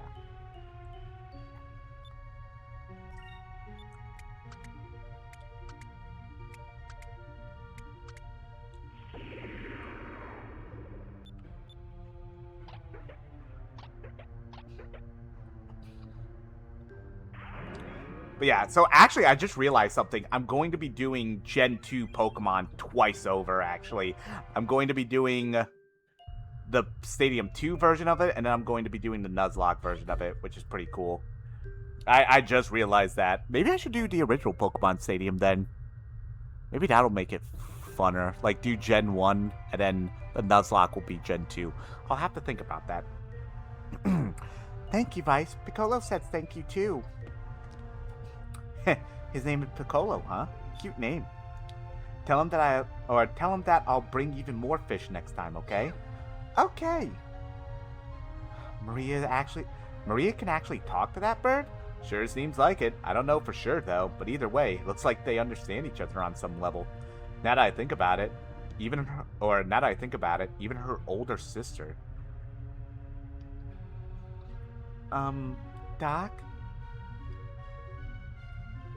I'm sorry. I'm sorry. I was lost in thought. Doc, please, tell me about Ramirez. When you first knew him, I must know. I need to know what happened to him. What changed him so? Sounds like you got some pretty personal reasons for wanting to know. Very well. I told you about how Ramirez and I met, right? Well, soon after that, we were sent to Ixtaka, just after Valua had begun to occupy the area.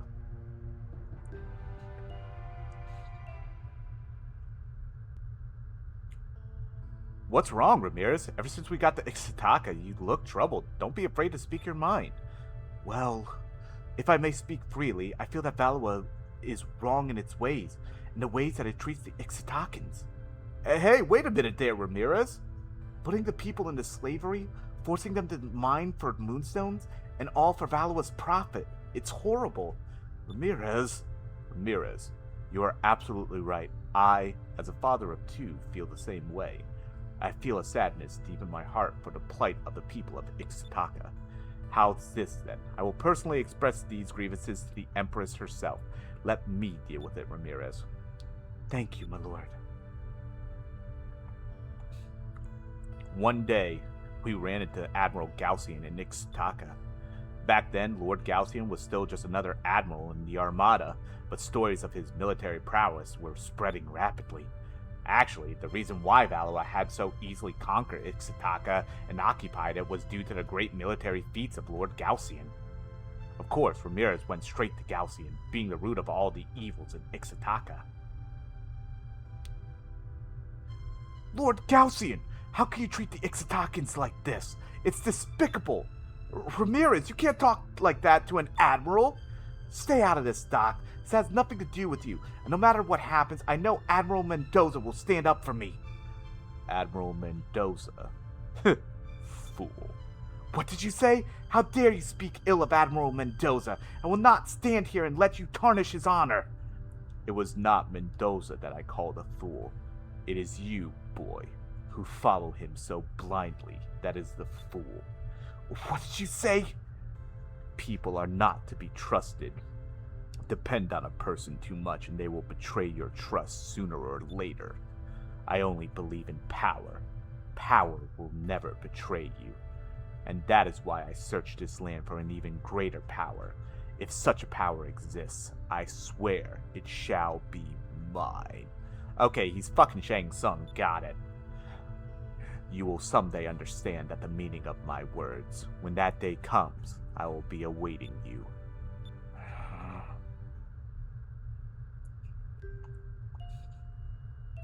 That was the first time Ramirez and Gaussian had ever met. If I had only stopped Ramirez back then, things might have turned out much differently. Uncle Doc? All right. Wait a second, Maria. I'll be right there. Ever since she started talking again, Maria stopped using that bell and now she calls me by name. And it always makes me feel weak and at ease whenever she calls me Uncle. I'm such a sucker for those pretty little eyes. Alright, we'll get out of your way. You're probably busy anyway. We'll talk more about Ramirez some other time, okay? Sure thing. And don't forget to bring more moonfish. Hell yeah. So, Ramirez at first hated Gaussian because of how he was treating the indigenous people of Ixtaka. But clearly something changed and he started to believe in Gaussian's way of thinking, which is solely believing in strength of power, you know? Power will never betray you. As long as you wield it, others won't betray you too. Not because they trust you, but because they fear you. You know, it's very much kind of like the Sith way, you know, ruling by fear. Oh, he already found, apparently Domingo already found fucking Kama Rock, but that's okay. And there's the third black spot. And we'll make... So it sounds like then we may tomorrow go from fighting Lapid over here right into fighting... we may fight Lapin and then we may fight fucking Piasso. But we'll probably go to Crescent Isle first. because we'll be able to hopefully use our gold to fucking buy some shit. But I guess we'll find out about that tomorrow. I'd like to thank y'all once again for watching either live, whether through the VOD on Twitch, or, as I stated earlier, I am now uploading these VODs on YouTube, so they are there permanently. Right now, the YouTube, I will openly admit, looks like it's a hollow shell of absolutely fucking nothing. I will need to get off my lazy ass and eventually get on that. But if you go to youtube.com/indiesmack, I believe that's the right link and the right way to say it, you will be able to find, at least to start with, the VODs of the Skies of Arcadia Wheel of Piracy. It's very much is fitting, however, though, for me to start my YouTube career as well with Skies of Arcadia. You know, my life has centered so much around this. My apologies. Has centered around so much this beautiful, amazing, wondrous game of mine. And it was always a dream of mine to share Skies of Arcadia with as many people as I can. I've shared it with Hang Time. I've shared it with you all. I'll share it with YouTube. I really don't care, honestly, if the YouTube uploads of this and the VODs get maybe like 10 views over like the next, I don't know, fucking year or so. It is more so I am using YouTube to archive all of this properly. And now knowing how easy it is to upload to YouTube, some of my better ideas that I had last year, I will probably maybe redo just so that I can have that content on YouTube. So probably later on in the year, we will have probably a male Shepherd Mass Effect Renegon run. And I'm thinking now what I will do is I will essentially spin the wheel, make another wheel essentially, like the Wheel of Piracy, and that will randomize my class for each of the games. Because I know Mass Effect 1, 2, and 3, well, 1 and 2 mostly. 3, I'm like 90 to 80, like 85 to 90% good on. But I know Mass Effect 1 and 2 so much inside out, I can play with whatever class the wheel decides to give me. Plus, it'll also be cool to do it from the male chef perspective, because when we did the Renegon run last year, it was my first time ever also playing as Fem Shep, and I very much enjoyed, actually by the end of Mass Effect 3, how Renegade Shep was just over this shit. So it'll be very interesting to see male Shep, who I pretty much have always played as an intergalactic Boy Scout, being pure Paragon, kind of just by the end of it being over this shit as well. But hey, that is many moons to go until we even remotely get to that kind of content. Hope you all join me again tomorrow, where we will be back at it in the evening with some more Skies of Arcadia, and we'll see how the Wheel of Piracy punishes me then. So until then, my friends, and as always, peace out.